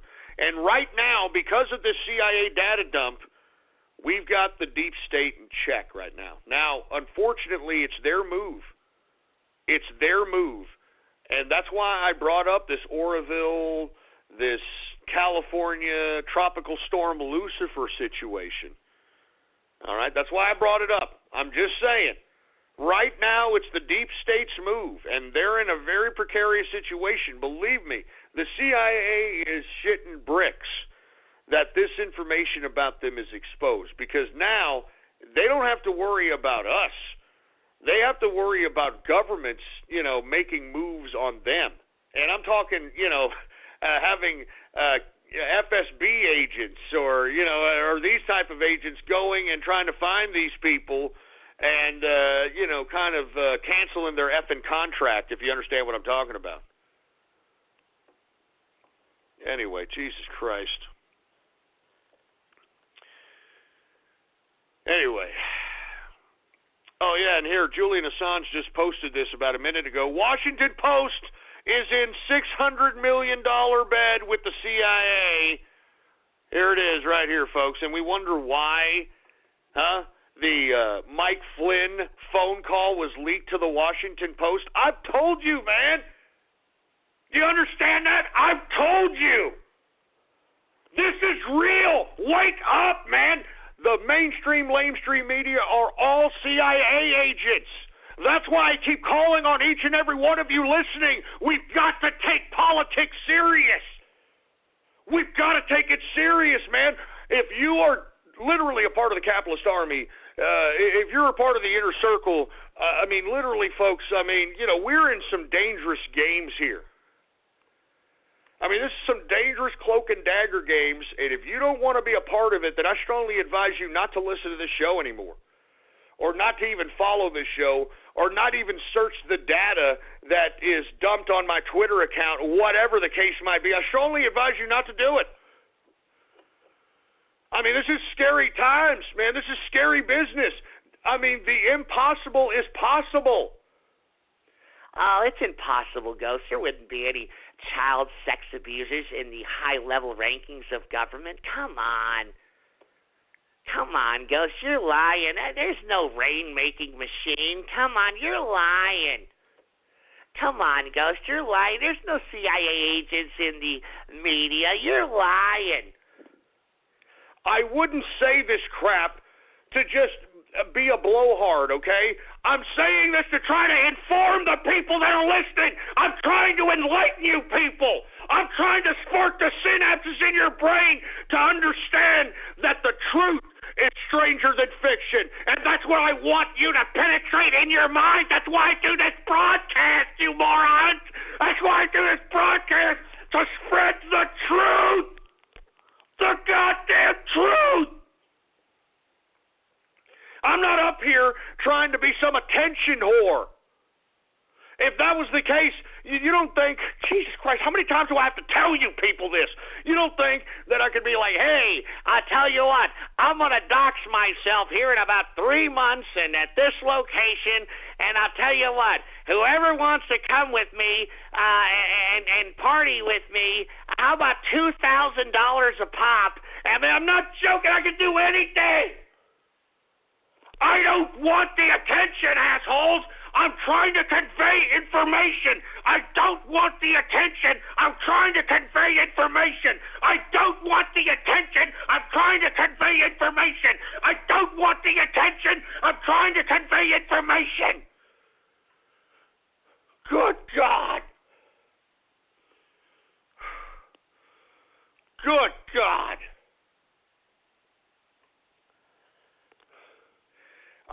That's all I'm trying to do, folks. I am not an attention whore here. Do you think I want to make a living off of being an object of one's venting frustration because of politics? I'm trying to spread ideas. Do you understand that? It's a battle of ideas, folks. I've said that ever since I started this broadcast. It's a battle of ideas. And that's what I'm trying to convey to you. I'm trying to convey the ideas that we need to be a government for the people and by the people, and we need to have an economic system of capitalism. And let me tell you, that's what I fight for every damn day when I wake up and do this broadcast 3 hours a day. Capitalism. Capitalism is the essence of freedom. When one is financially independent, when they are their own boss, when they can create their own income, when they can suffice their own needs and wants, there is nothing more liberating than being an independent capitalist. There is nothing more liberating than being an independent capitalist, folks. Capitalism is the essence of freedom. I'm telling you this right now. I hope that you heed my call, because this is it. Look, there's choppers going over my house right now. I don't really give a crap. I hope that everybody that my goddamn voice reaches, I hope that my voice conjures up synapses in your brain and molds you into believing that you are your own individual, and that you can do anything if you put your mind to it and believe. If you don't believe in yourself, then you've already lost. Now, folks, look, I know I'm going off keister here. I've got a lot to talk about. Let me go ahead and get a drink here. Give me my drink, for Christ's sake. Oh, man, good stuff. Anyway, I want to talk about something else that has been uncovered by investigators. Some woman by the name of Catherine Agnew. Who is Catherine Agnew? Now, folks, let me go ahead and retweet this tweet. All right, I'm about to retweet it right now. Now, this is a Reddit post. Now, I know Reddit is, what it is. But this was a Reddit post, and it looks like, of course, they've taken it down because they're a bunch of milky-licking pieces of crap. Oh, no, they still got it. My bad. Anyway, this particular investigation relating to a person by the name of Catherine Mullen Agnew, the reason that this is so weird is because there has been a plethora of different Twitter accounts relating to this Catherine Agnew, in which she starts name-dropping all kinds of different internal government officials and implicating them in a variety of different nefarious activities, even implicating John, Heather, and Tony Podesta in Pizzagate-related activities going as far back as 2011. Now, I'm going to be honest with you, each and every one of these Catherine Agnew Twitter accounts are kind of bumbled together, and they're kind of erratic, as if this woman is possibly have suffered from some kind of brainwashing, unwinding, MK Ultra, traumatic stress, something to that capacity. You could tell this person has been traumatized and could be potentially, coming off from that. So some of the ramblings that she puts in a lot of these different, there's at least 20 or 30 different accounts relating to this Catherine Agnew, in which she just drops names. She says very, very weird stuff relating to Pizzagate. Here's one of the tweets in general here. Let me go ahead and retweet this tweet here. This is one of the tweets by Catherine Agnew, and it says, John Podesta, Heather, and Tony from the beginning with, I believe it's Cohallen, I believe, and dirty cops and sheriffs from the 6th Precinct right onto Death House has my red vet. Now, this particular tweet here, folks, was tweeted back in December of 2011. December 15th in 2011. Now, why would somebody be tweeting this in 2011, December 2011, especially relating to John Podesta? And, this is not just the only tweet. She also talks about John Podesta, murder houses. She talks about basements under Washington, D.C. She talks about a waterboarding computer that they hook her up to torture her with. Really, really freaked out stuff. But the name dropping that she is dropping as far back as 2011 is really, really bizarre. So people are actually going through all these tweets, and they're finding very, very precarious anomalies as it pertains to this woman's rantings. Now, they have tried to find this woman And apparently she was affluent at one point in time. She was married at one point in time. So that validates a lot of her claims that she claims on these rantings on a variety of these different Twitter accounts. Now, the only reason that I'm bringing this up, folks, is because, this falls, once again, another coincidence, right? No, you're lying, Ghost. There's no coincidence. You're lying. Right, I'm lying. Here we go again. You're lying, Ghost. All I'm saying is this, folks. All I'm saying is that people need to understand that the truth is stranger than fiction. All right? The truth is stranger than fiction. And, for those of you that are going to sit here and talk about, that's just a coincidence. Stop trying to make more of it than it is. Okay, fine. Okay, we'll just say that's an incoherent, broad rambling about nothing in 2011 that happened to point out that the Podestas were nefarious idiots that, did Pizzagate activity. Here's Andrew Breitbart on February 4, 2011, right from the grave, baby. Here's Andrew Breitbart right here. Here you go. Right here. How Prague guru John Podesta isn't household name as world-class underage sex slave op cover-upper defending unspeakable dregs escapes me. This is Andrew Breitbart, folks. Okay, the man who Breitbart.com is named after, okay? This is a man who is talking about John Podesta being a goddamn child sex fixer-upper in this case. How many more coincidences do we have to go through before this asshole is investigated for this crap? That's all I'm saying. How many more coincidences? Huh? How many more coincidences? You're lying, Ghost. You're lying. I'm just saying, man. How many more coincidences do there have to be before people start realizing that there's some fire to the smoke here? There's some fire to this smoke. So look, I only brought up the subject matter about who is Catherine Agnew because I know there's a lot of folks out here that are researchers that listen to my broadcast that probably can investigate this a little bit more extensively, in my personal opinion.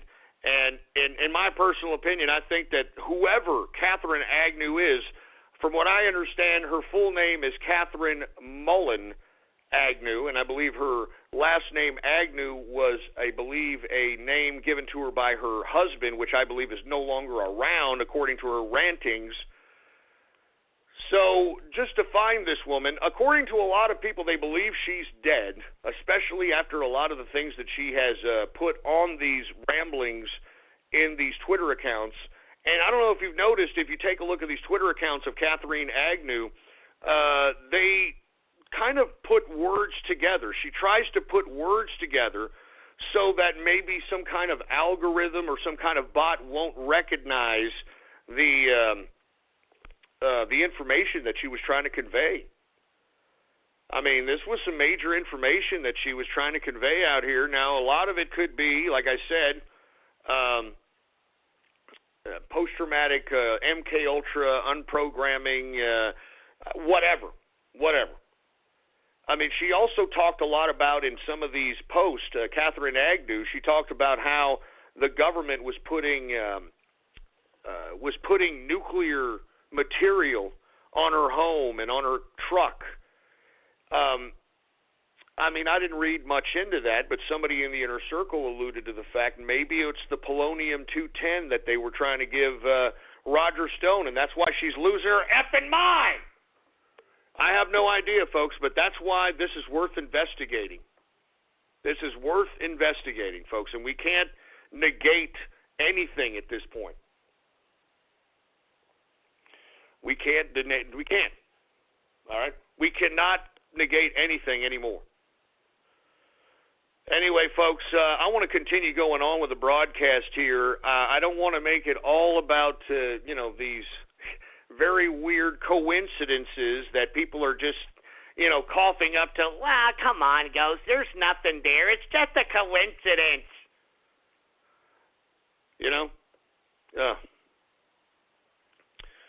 anyway, folks, let me move on to the next subject matters here because we have a lot to talk about, and I want to get to the part where I want to discuss how the right, and those of us on the capitalist army, the Trump train, those of us on the right wing of the political spectrum can help organize one another and be able to unify a good portion of us around a singular idea. Now, of course, we're all going to disagree on, a variety of different subject matters on the right, but we have to gather around a singular idea, and we're going to discuss that here at the end of the show.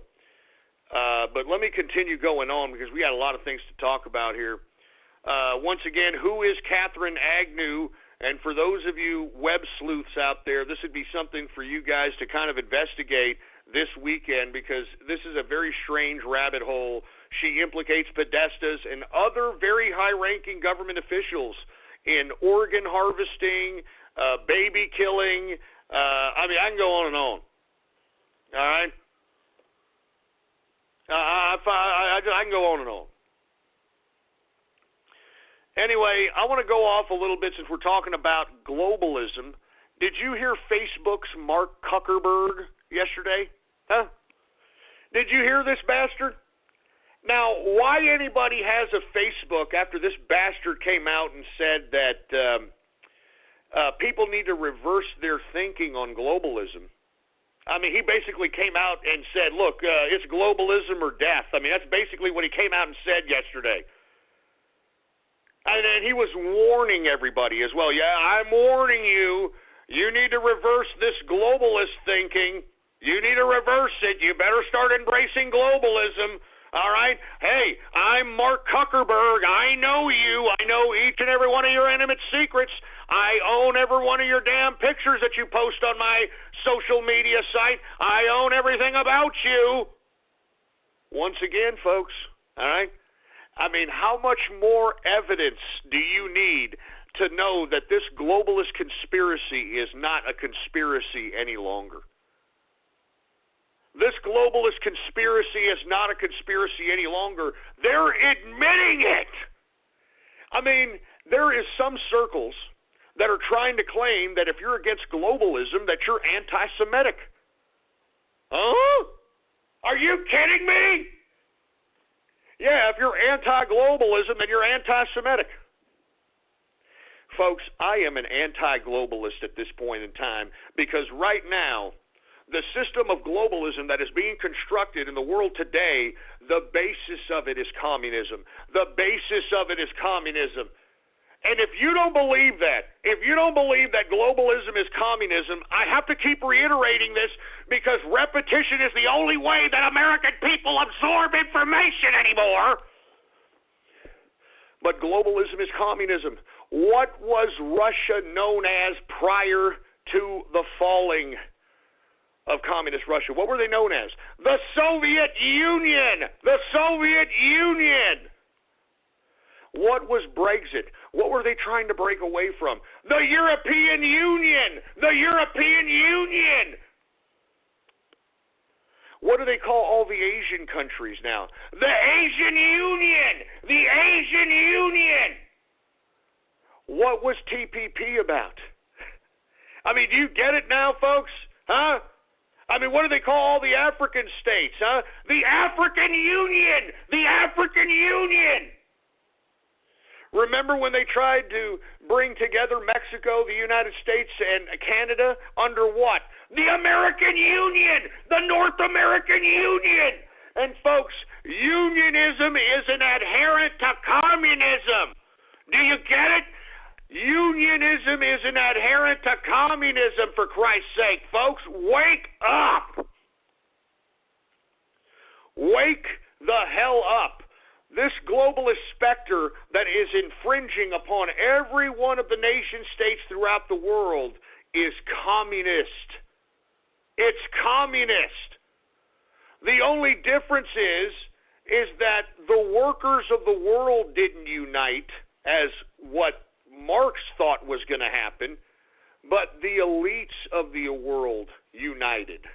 The elites of the world united, and implemented this communist strategy against the underlings, which of course are the rest of us. And you know what the objective is of globalism, folks? It's the idea in which they are going to preserve them and their posterity, and they don't see human beings a part of their future. As a matter of fact, a lot of the elites don't want human beings to exist outside of their own posterity, outside of their own elitists. Why do you think you got Elon Musk, this stupid bastard that, in my personal opinion, is the most overrated piece of garbage on the planet? Why do you think you've got Elon Musk over here saying that human beings must integrate with technology or they will die? Human beings must integrate with technology or they will become extinct. I mean, why exactly do you think that Elon Musk is saying that, folks? I'm telling you, this globalist idea does not have you in mind. If you're not a part of the system that created this globalist system, you're not going to get anything, man. You are fodder for these people. I mean, look at their documents. They talk about this. They outline this. I'm not just saying this out of my ass. They don't want humanity involved in their future. They don't want humanity involved in them integrating themselves in technology. They want to equate humanity as that of an animal. I mean, why do you think they're trying to integrate themselves with technology, folks?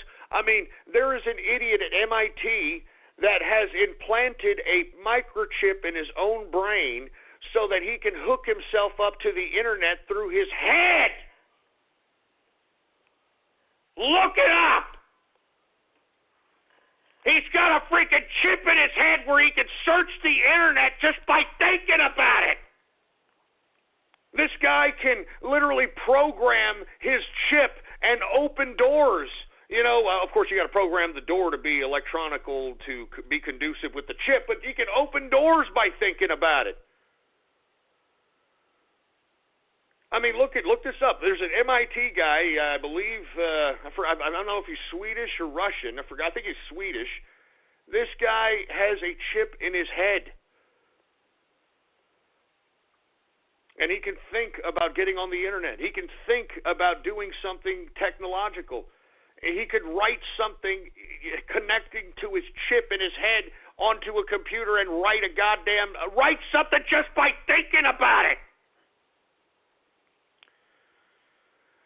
So that's why I'm saying, folks, right now we need to look. I was all for the technological innovations in the 90s, even in the 2000s, but now technology is getting so far ahead of humanity that those that actually own the technology and know the technology are starting to think that they are superior than the rest of humanity.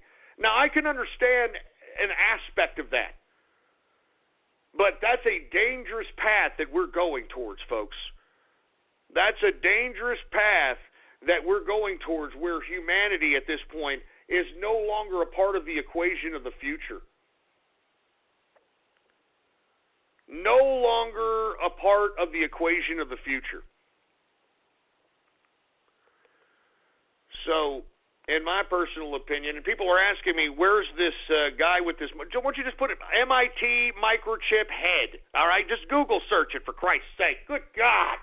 You'll find a guy. There's YouTube videos on the guy. Jesus Christ, man. Anyway, look, I'm just telling you this, folks, because that's where all this is headed. That's what globalism is all about. Globalism is about the elites who have conquered economies, who have conquered bureaucracies, who have conquered science, who have conquered spirituality. All these elements are coming together in cohesion, even though they may not like each other for the meantime, because they agree that they are all elites and they're above humanity. They're the ones planning the future. And while you guys are here saying, no, you know what, you're lying, you're stupid, you're lying, that's why you folks are probably going to be the ones that are the first ones to go and be put to sleep, or you're going to be the first ones herded around like cattle. All right? You're going to be herded around like goddamn cattle, for Christ's sake. Anyway, folks, look, I've given everybody a pretty, high amount of information. I strongly advise you right now to look up the MIT guy with the chip in his head. Look up Elon Musk calling on humanity to converge with technology or else. You can look up Mark Zuckerberg calling on a global community and how globalism needs to be embraced. You can look up my Twitter account right now and look up Andrew Breitbart in February 2011, talking about John Podesta being a goddamn child sex abuse fixer-upper. You can go look at the weather machine that I said that actually exists, you moron. As a matter of fact, thank you very much, Rock Ape, for you folks that want to read about the guy. Here he is, the neuroscientist who installed an implant in his own brain. There you go. Calling the 2017 Mercedes-Benz GLA simply a compact SUV is like describing a cathedral as just 4 walls and a ceiling. The GLA is both a beautiful work of design and one of the most functional SUVs in its class, and it's available at an exceptional price. Why drive any compact SUV when you could be driving the 2017 Mercedes-Benz GLA? Visit MBUSA.com/GLA to learn more. Mercedes-Benz, the best or nothing. Anyway, folks, we are now in the third and final hour of the True Capitalist Radio broadcast, and of course, I am your host, the man they call Ghost. And once again, folks, I want to thank you very much for tuning in with me. I am going to take a break right now, folks, because I know that there's a lot of information that people are trying to decipher. They're trying to look up. There's a lot of mind-blowing stuff that I'm putting out here, for Christ's sake. All right? So what I'd like for everybody to do is I'm going to take a couple of minutes and take a break. I'm looking at Templeton over here, and he has that look on his face like he needs to take a dump.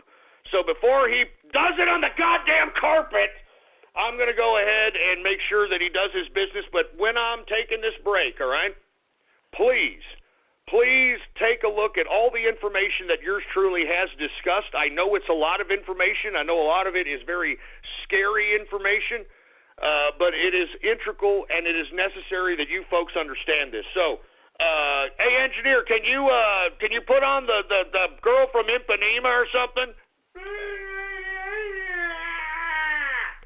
All right, folks, I will be right back, and when I get back, I would like to know that a lot of you folks searched through the information that I conveyed on this broadcast here within the first 2 hours, because it is very, very scary but very integral information. All right, go ahead and take us to break, engineer.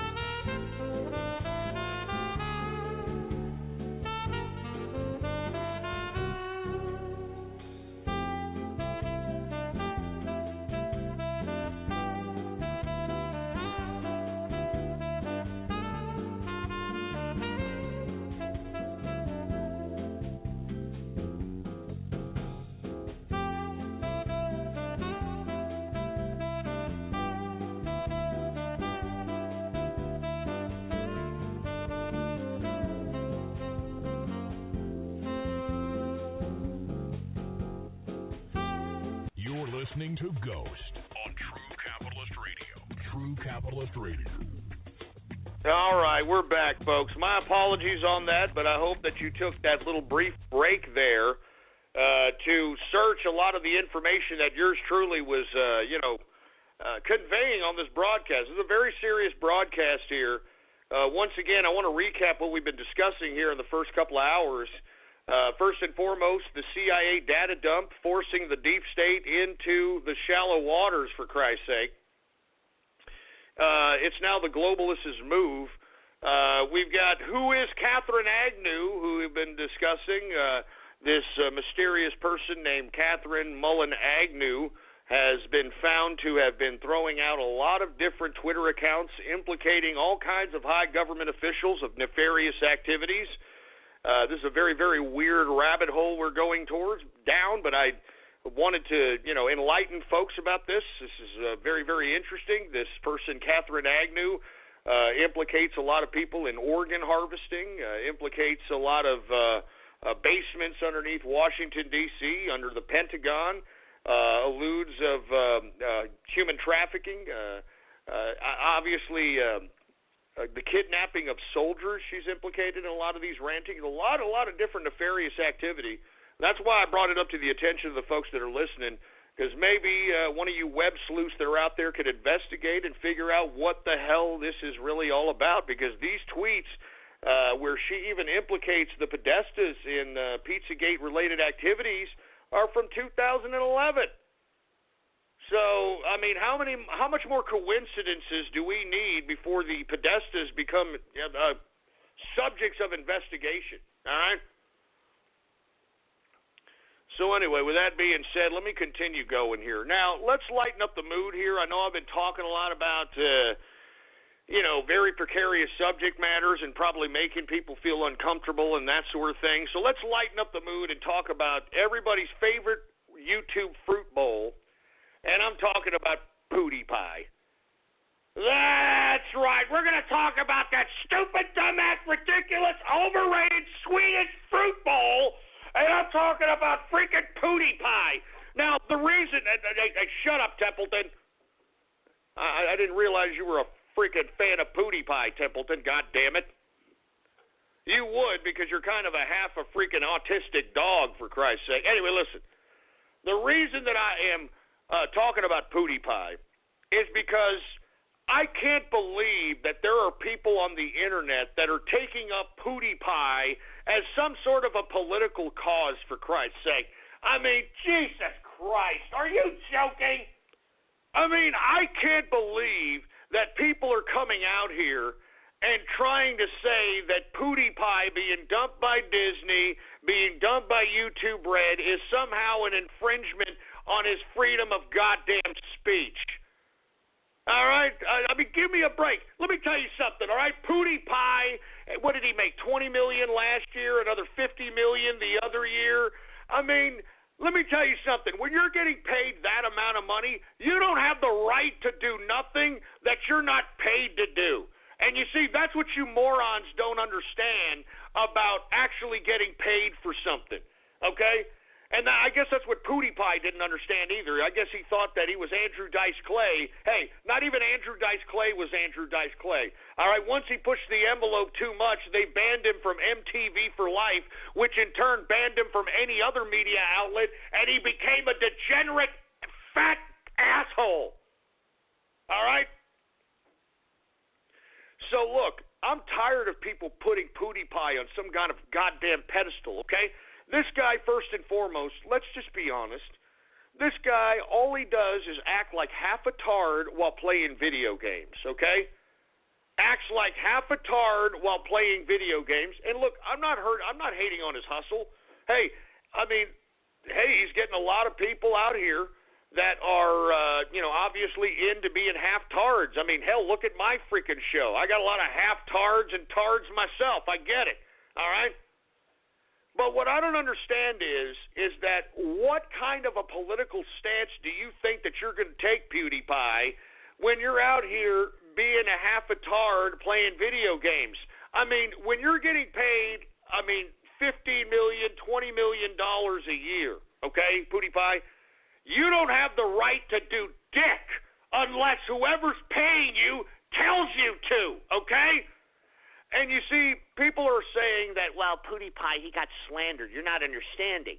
PewDiePie said something, and the Wall Street Journal took it out of context, and they made PewDiePie sound like some kind of a racist, when in actuality, he was just kind of making a joke. Hey, asshole, when you're getting paid $20 million a year, you don't make jokes unless you're paid to make those jokes, all right? I mean, do you understand what I'm saying? I don't care if PewDiePie was joking. I saw the video. He looks into the camera, even if it was just edited, for Christ's sake. And you know, it was trolls that actually forwarded that clip to me.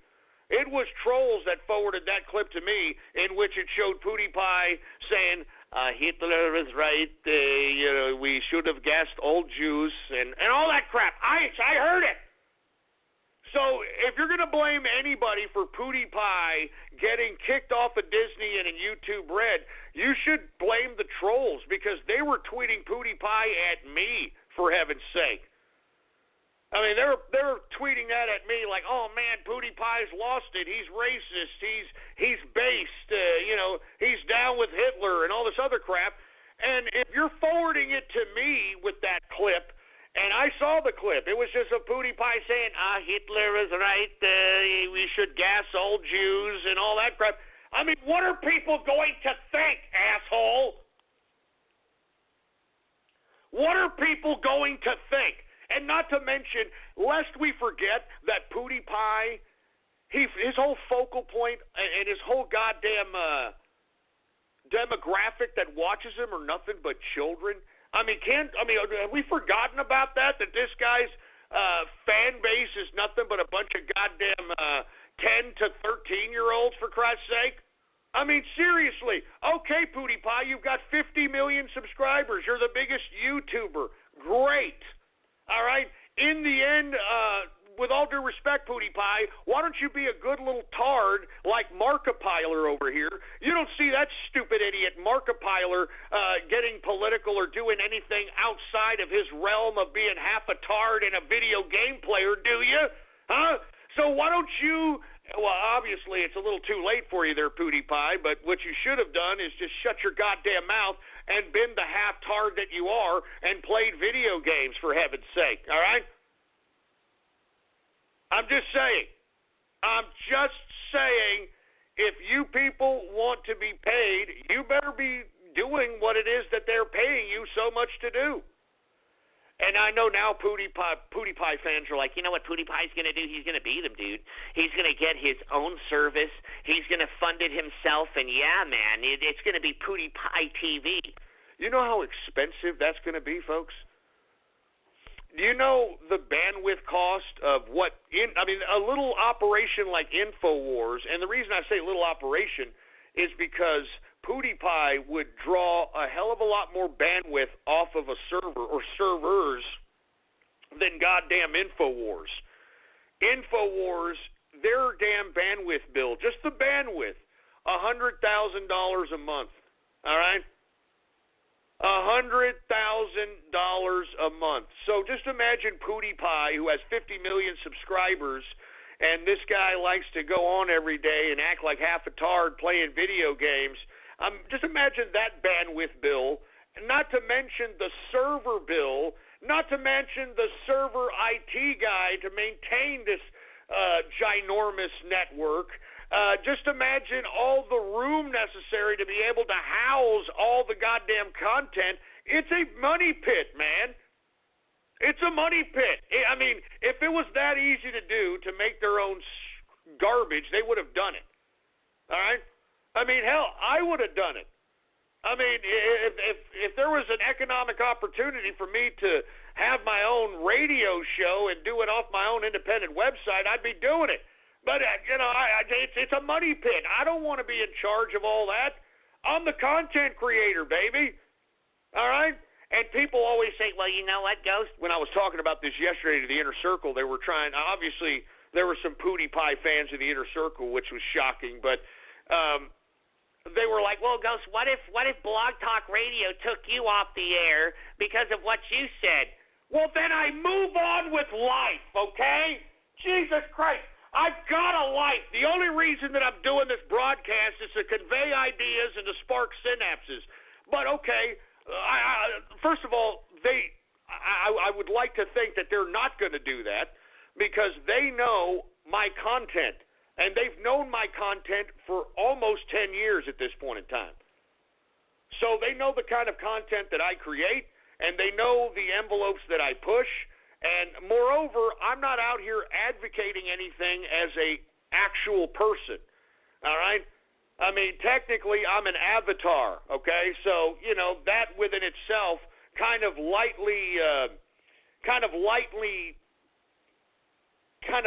the dosage of potency of the kinds of ideas and the types of subject matters and the types of things that I talk about on here.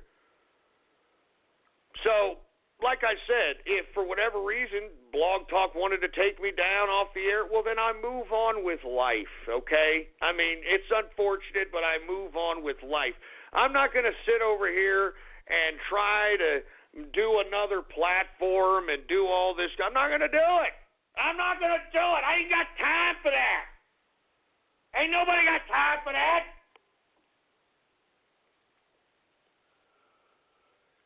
But that's why I'm saying I'm not worried about it. Okay, I'm not really worried about it.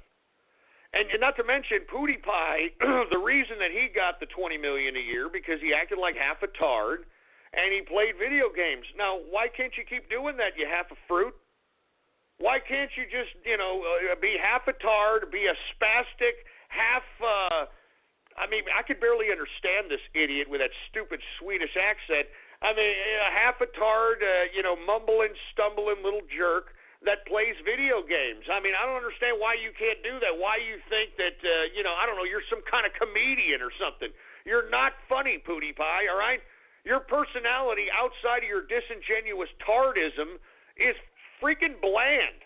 It's ridiculous. I mean, you're as bland as a bagel without cream cheese, for heaven's sake, all right? You're a bland son of a bitch. That's why you have to go all outlandish and be like, hi, I'm PewDiePie. Look, I'm doing, look at the game. Oh, my God. Oh, look, I mean, that's all you do the whole goddamn time, for Christ's sake. You're a tard. Oh, I'm playing the game. Oh, look, I'm about to die. I'm about to die. I mean, give me a freaking break, man. Jesus Christ. Anyway, look, all you people that are taking up the cause against PewDiePie will be just fine, okay? I mean, get off this stupid nerd already, all right? He is not some political figure, okay? All right, he is not a political figure. He is not somebody who has been delving into the political arena. He's just some moron trying to push the envelope because he thinks he's the modern-day Andrew Dice Clay. That's really what it comes down to. He thinks he's so important because he has 50 million children who buy nothing from the advertisements that he puts on, or that YouTube puts on his goddamn videos. He thinks that he's so important. He's not.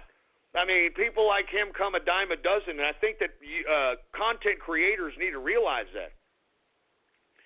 I mean, literally anybody can do what PewDiePie does. All right, PewDiePie was just first on the scene to do it. And because he was first on the scene to do it, he's the most popular one at doing it. So I'm just saying, if you're going to get paid, all right, if you're going to get paid to do something, then just shut up, all right? Just shut up and do it. If I'm paying you to do something, you don't have freedom of speech. Do you understand me? When I'm paying you to do something, you either do the job I tell you to do and shut your goddamn yap. I don't care about what you think. I'm not paying you to think. You pay to do what I'm paying you to do what you're told. You do what you're told. That's what you do. You don't have no goddamn freedom when I'm paying you. When I'm paying you, you do the job and you do what you're told. Once the job's done, that's when you have freedom, asshole. All right? When you have the money in your pocket after you got paid for doing the job, that's when you can go and be as free as you want.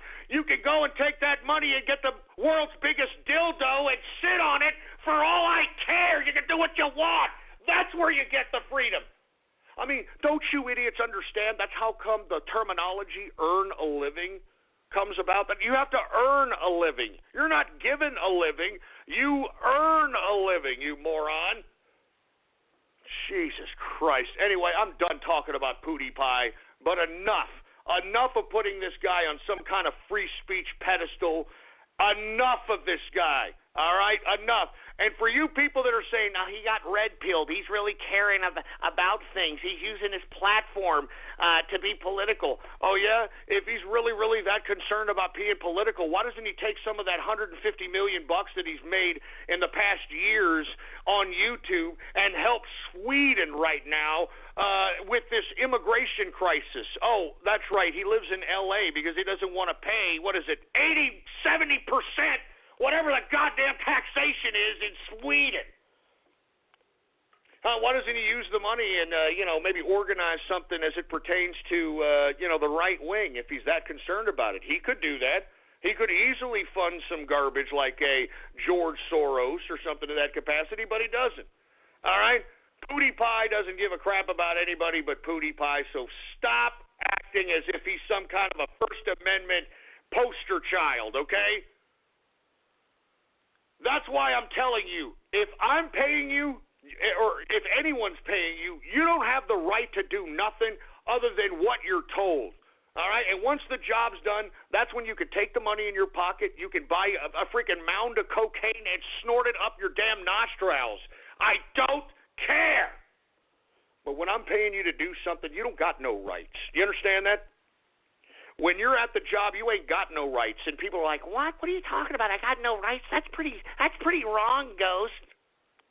Hey, let me put it to you like this: do you think somebody working at a burger joint that's taking your order can randomly stand on the goddamn counter and do what PewDiePie did and say, "Hey, Hitler was right. We need to gas all Jews. Thank you very much." Do you think that person would be continue to do his job thereafter? No. And that's the same thing that happened to PewDiePie. Do you understand me? When you're at work, okay, you don't do dick, okay, unless you're told. That's why at work in some works you wear uniforms. You know? You wear uniforms. You're forced to wear uniforms. Why? Because you're earning a living. That's why. You don't have the freaking right to dress how you want. You know, whenever you're servicing a customer, you can't act like you are, like if you're some, foul-mouthed imbecile. You got to be like, "Hi, how you doing today, sir? Can I take your order today? Hi, ma'am, can I take your order today? Oh, my God, how can I take your order today?" I mean, you can't act like the way you want to act if you're getting paid, all right? And you people that are like, "Oh, you're so wrong on this issue," you're probably living with mommy and daddy. That's why you're thinking I'm wrong, all right? Let me tell you something. That's why you're going to continue to live with mommy or daddy or whoever the hell you're living with, because you don't understand that you have to earn a living, asshole, and earning a living means that sometimes you have to do things you don't want to effing do, all right? You got to do things you don't want to effing do. And until you realize that, you're going to continue to be a perpetual loser, just like old PewDiePie over here, who is now a loser. He had everything in the world, man. This guy was on his way to making several $100 million, all right? But instead, he decided, I am going to kid around, even though I cater to nothing but children. I am PewDiePie, and I am going to say this little joke, and I'm going to say that Hitler was right, and that we should gas all Jews. You know, you're gassing all Jews. Hey, that's just the way it is, okay? If you're getting paid, you do your job. If you don't do your job, you get fired. That's what happened with PewDiePie, all right? He caters to children. Why do you think that he got signed with Disney, you dumbasses? Why do you think he got signed with Disney? He appeals to children. And then what? He's going to kid around and say to these children a joke, a misconstrued joke about Hitler was right. We need to gas all Jews. I mean, I'm serious. And listen, if you're going to blame anybody for PewDiePie being ganked from Disney and ganked from YouTube Red, you should blame the trolls. Because look, I was tweeted that video by at least 4 or 5 different people, okay, and they were all trolls. There were, some of them are part of the Inner Circle Tard Bus. I mean, they were all trolls. So if you're going to blame anybody for getting PewDiePie removed from Disney and removed from YouTube Red, blame the trolls, man. It's your fault, man. It's your fault that this guy got fired from Disney. It's your fault that he got fired from YouTube Red. All right, you trolls got what you wanted. You were the ones that were spreading this around. Go look on YouTube how many times that damn video was clipped out and uploaded. You people did it. So if you've got anybody to blame and you're upset about PewDiePie getting kicked off of Disney and getting kicked off of goddamn YouTube Red, you need to blame yourself. All right, you need to blame yourselves for cutting that clip and then spreading it around. I was there. I remember. I got it. I've got almost 10,000 people following me, okay? I got that clip at least 3 or 4 times from 3 or 4 different troll accounts, and it was the same clip about freaking PewDiePie saying that Hitler was right and I guess all Jews, and I remember that. So that's all there is to it, okay? And PewDiePie, tough titty, all right, pal? Maybe next time you'll know that you need to do your job and you're not some voice that people give 2 rats' asses about, all right? You know what I'm saying? I mean, give me a break. Give me a break. And listen, people are like, well, the media did a hit job on him. Well, no crap, the media did a hit job on him. And he should have known, being a freaking person of media, that when you document yourself saying something, that it can be used against you. And if he didn't know that, well, then obviously he doesn't deserve the $20 million that he got being a media content creator, okay? And that's all there is to it. I mean, he had to have known that that little snippet of him saying that could have been used against him, and the trolls used it against him. Don't blame the media. I mean, it's the trolls, man. I blame the internet community. They do this all the time. They do it to me. I mean, look at how they splice my voice. Look at what they prank call people with my voice. It's the internet. You can't blame the media. Blame yourselves, man. You're the people that you know what we're going to do? We're going to take this clip of PewDiePie saying that, Hitler was right and gas all Jews, and we're going to spread it all over the internet, and we're going to get him in trouble. And then when he gets in trouble, what? You're going to blame the media now? Get the hell out of here. It's yourselves. It's you stupid trolls, all right? You should all be ashamed of yourselves. And if you're upset about PewDiePie being fired, look at your stupid, dumb, pimpled face, 4-eyed, fat, double-chin face in the mirror, and thank yourselves for passing around that video to everybody, clipping it, and because you were the ones that did it, folks. I mean, you can't blame the media. I remember that clip being freaking tweeted at me about a week or 2 ago, at least 4 or 5 different times, and it was just the clip of PewDiePie saying, yes, Hitler was right, gas all Jews, yes, gas all Jews. Hey, if someone can take a clip like that and just clip it out and then just spread it around, then what is someone to believe? Not everybody knows who the heck PewDiePie is, and not to mention this man, he has people who are children that is the majority of his demographic. You don't think that some parent, is coming across this and is thinking to myself, oh my God, what the hell is my kid watching? I mean, it's just the way it is. So for all you people taking up for PewDiePie, blame yourselves. Because you all spread that damn clip, and whether you want to admit it or not, I got it at least 3 or 4 different times, 5 times, from a variety of different troll accounts saying, oh, PewDiePie is now red-pilled, PewDiePie is now down with the white nationalism. I mean, literally, that's what the tweets I got. You can look back in my Twitter archive if necessary. And if that's the case, if I got it like that, who else got it? Who else got it?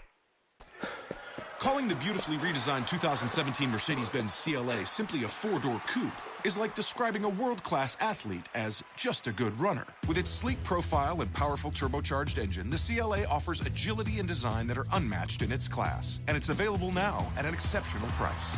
Why drive any four-door coupe when you could be driving the 2017 Mercedes-Benz CLA?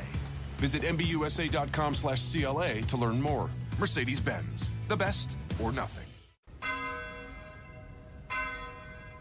Calling the 2017 Mercedes-Benz GLA simply a compact SUV is like describing a cathedral as just four walls and a ceiling. The GLA is both a beautiful work of design and one of the most functional SUVs in its class, and it's available at an exceptional price.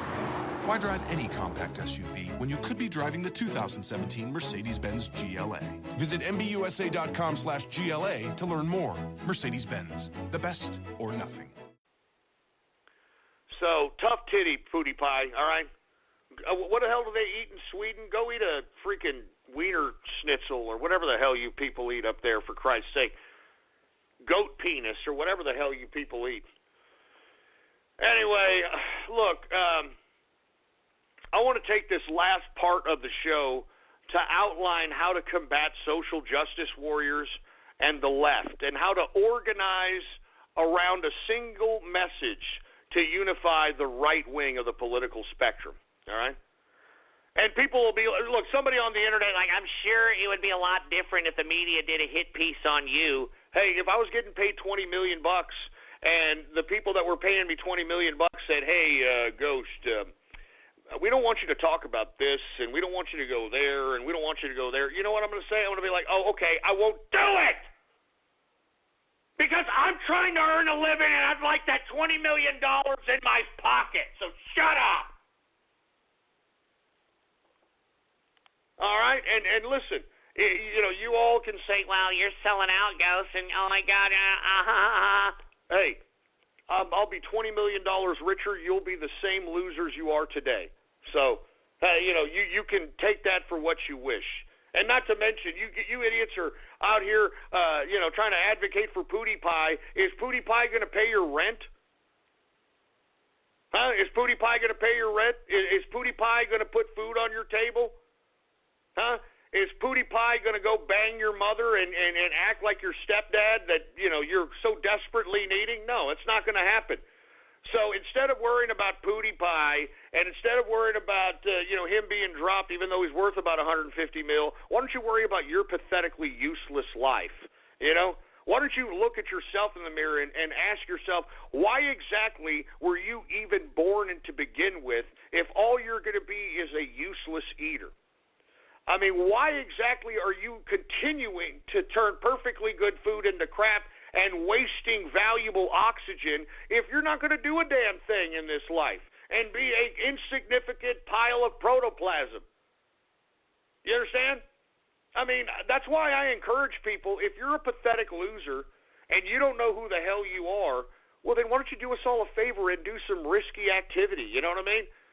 I'm not joking around. Why don't you service glory holes at truck stalls, truck bathroom stalls? Why don't you take long walks off short piers?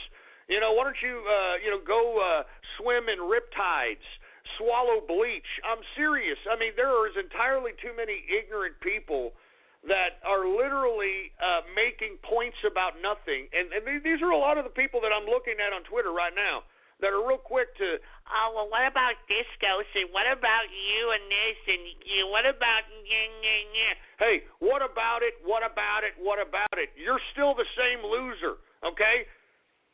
And you can talk garbage about me all you want. You're still listening, you stupid moron. And as long as you're still listening, I've got your energy. So keep giving me your energy, okay? I like it. Oh, man. Oh, man, I'm telling you. Keep on. Keep giving me your negative energy. Come on, keep listening while you're at it. You know, even though you hate me, I'm loving you. You're providing a view on my live stream, so keep hating me, baby. I love it, okay? Give it to me. Give me all you got. Give me all your gut. Give me all your goddamn energy. I like it.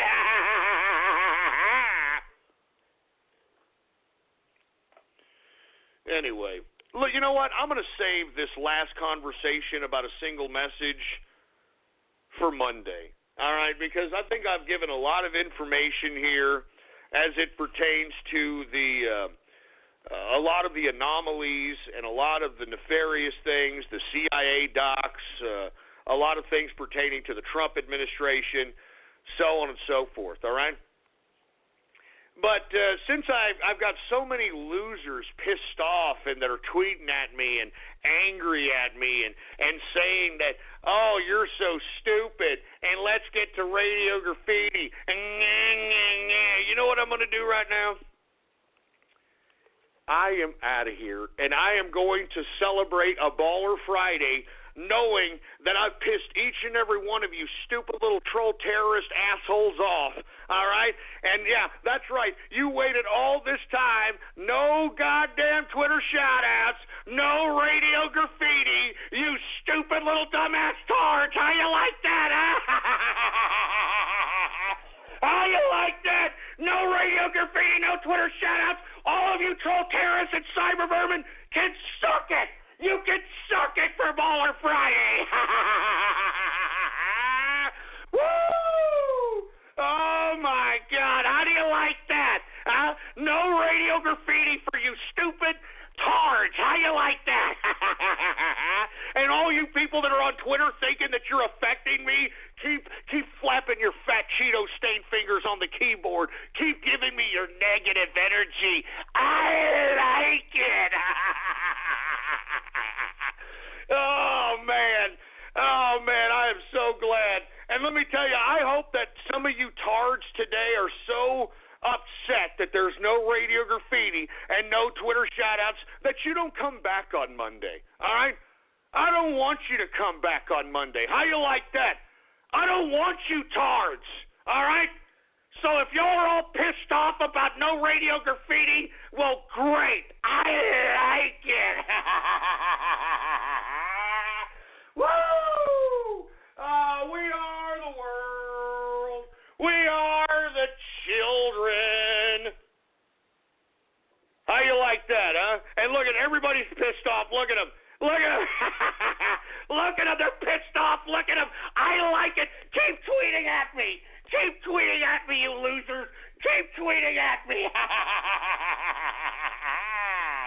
Keep tweeting at me. I like it. Woo! Oh, man, I can only imagine these tards right now. All right, no, not no radio graffiti. It's Friday. It's Friday. Look at it. Somebody's calling me a Jew now. I'm a Jew because I don't want to do radio graffiti. Yes, keep bringing me your frustration. Vent your frustration out at me. Woo! Anyway, I will now go celebrate Baller Friday on my own. I'm actually in a very good mood now that I know that you stupid, dumb, troll, terrorist, jerk dicks, and you insignificant waste of human life are now so damn upset. And I hope that it pisses you off. And look, I got people tweeting at me saying, "Oh, well, you used to be good, Ghost. I'm not listening to you anymore." Yeah, says the asshole with a freaking dumbass anime goddamn profile pic. All right, do you think I give a crap if I have some cartoon fetish asshole listening to me? I don't. You think I give a shit? I don't. It's you idiots that think that I give a crap that a whole bunch of cartoon fetish tards are actually listening to this broadcast. You know? And I'm just going to prove to you idiots, all right? I'm just going to prove to you dumbass little idiots that I do not need you stupid dumbass tards to have a show. As a matter of fact, as I've been kind of putting down radio graffiti from, 30 minutes to 20 minutes to 15 minutes, the ratings have gone up in the show. Yeah, the ratings have gone up in the show. So now I'm starting to realize that maybe, just maybe, entertaining the tardom, entertaining the idea of, catering to the tardom of the internets is not necessarily in my best interest at this point in time. So, I don't know, maybe, just maybe, we may see less and less of radio graffiti and less of Twitter shout-outs because of you stupid tards. I don't want to be a tard magnet anymore. I'm sick of tards. I'm sick of cartoon fetish tards. I'm sick of it, and I don't want to be a magnet for these pieces of trash anymore, all right? I don't want to be a magnet for a bunch of cartoon fetish tards anymore at all. So you all can be all pissed off. Look at them. Look at them. Everybody's pissed off. Oh, you're just a jackass. Oh, 99% of your followers are tards. I want proof that your ratings went up. Hey, what's the proof? I mean, if they didn't go up, I'd still be pandering to you stupid tards. I don't want to pander to you tards, all right? All right, here's a virtual balloon. Now go away. All right, go away. Go away, tards. Go away. Go away. Go away, little tards. Go away. Go away. Go away. You tards. Anyway, look, I'm getting the hell out of here, okay? I'm feeling great, all right? As a matter of fact, I know that I'm pissing the crap out of you stupid troll terrorists. And look, you could sit here and tweet at me all you want. It isn't going to affect me one bit. You want to know why? Because I know I triggered you half-tards. I know. Look at all these tweets. I'm loving it. Keep it up. Give me all you got. Give me all you got. Give me all you got, you fruit balls. How does it feel? How does it feel to be on your own, a complete unknown, like a rolling stone, a tard rolling stone on top of that?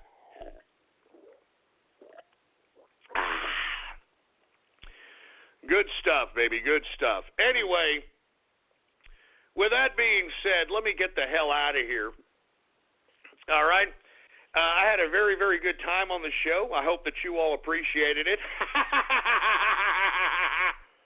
And I'm going to be back on Monday. I'm going to be back on Monday and talk on the straight political dope. All right? And if you tards want to listen and learn, fine. If you don't, no skin off my ass, all right? I don't really give a crap. I really do not want you tards to listen to my broadcast anymore, all right? All right? I don't want, and look, the tards are coming, we made you, Ghost. We made you. No, you didn't. What, a group of tards made me? Nobody made anything. You made your own tarddom. That's what you made, all right? All right, and listen, even though you idiots are going to sit here and be mad at me and you think that I'm some bad man and that I'm doing this or doing that, you're going to be back on Monday, all right? You're going to be back on Monday. You're going to be trying to go and trying to cause some sort of a ruckus, all right? And you know what? It ain't going to happen. So how does it feel? Yeah. How does it feel? As a matter of fact, let's talk to the inner circle. Let's get to the inner circle chat, all right? Let's get on the voice chat of the inner circle here. All right, hey, what's going on to the inner circle? Let's go put the here we go, all right? We're talking to the inner circle. What's going on? Everybody, hey, what's going on? We're live on the show right now. What's going on? What's up, Ghost? What's going on, Friday? Happy Ball Friday. Happy Ball Friday, Ghost. Happy Ball Friday. Move by. Hey. And all cards. And all anime. That's what I'm saying, and I'm telling you right now, all you dumbasses out there that are listening in, I'm telling you right now, keep bringing me your energy. Keep giving me your energy. I like it. Oh, man. It's Baller Friday, baby. I'm sitting here chilling with the inner circle. And let me tell you something right now. All right, let me tell you something right now. I'm getting the hell out of here. And look at everybody hating on the inner circle on Twitter. Look at them. Look at all them hating. Look at them. They're hating. You had to get, like, friends. You had to pay for friends. Oh, man, that's great. I'm loving this. I'm loving your bad energy that you idiots keep bringing at me. Give me all you got, baby. I'll tell you what, I'm getting the hell out of here. I'm partying with the inner circle tonight. Screw all you damn troll terrorists and cyber vermin, all right? This, long live the capitalist army, baby. Long live the inner circle. And let me tell you something. Happy Baller Friday to all the capitalists that are listening to me throughout the world. I'm getting the hell out of here. What a Baller Friday. Listen to Templeton. Listen to Templeton. He's telling you trolls to take your damn troll terrorism and shove it up your goddamn cooter, boy. Shove it up your goddamn cooter. Look at all the haterism on Twitter. Look at all the haterism on Twitter.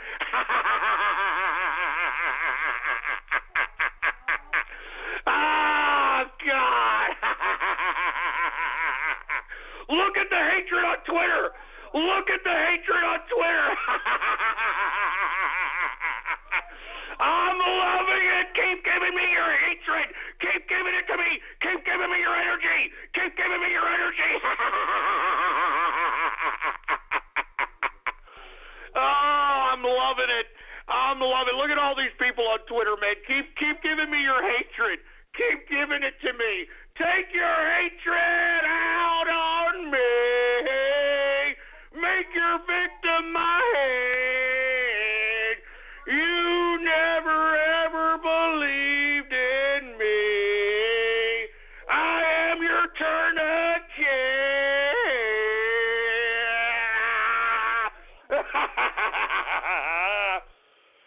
Anyway, I'm getting the hell out of here. Happy Baller Friday, the Capitalist Army. I will be here Monday, 4 p.m. Central Standard Time. Follow me on Twitter. Politics Ghost is the name to follow. All one word, no underscores. Politics Ghost is the name to follow, all right? What a Baller Friday. I'm telling you, this has probably been one of the best Baller Fridays I've had in a long, long time. And you people that are hating me on Twitter, you people that are tweeting at me, keep tweeting at me. Keep doing it. Keep giving me your energy. I like it. I am out of here, folks. Happy Baller Friday. Long live the capitalist army. And death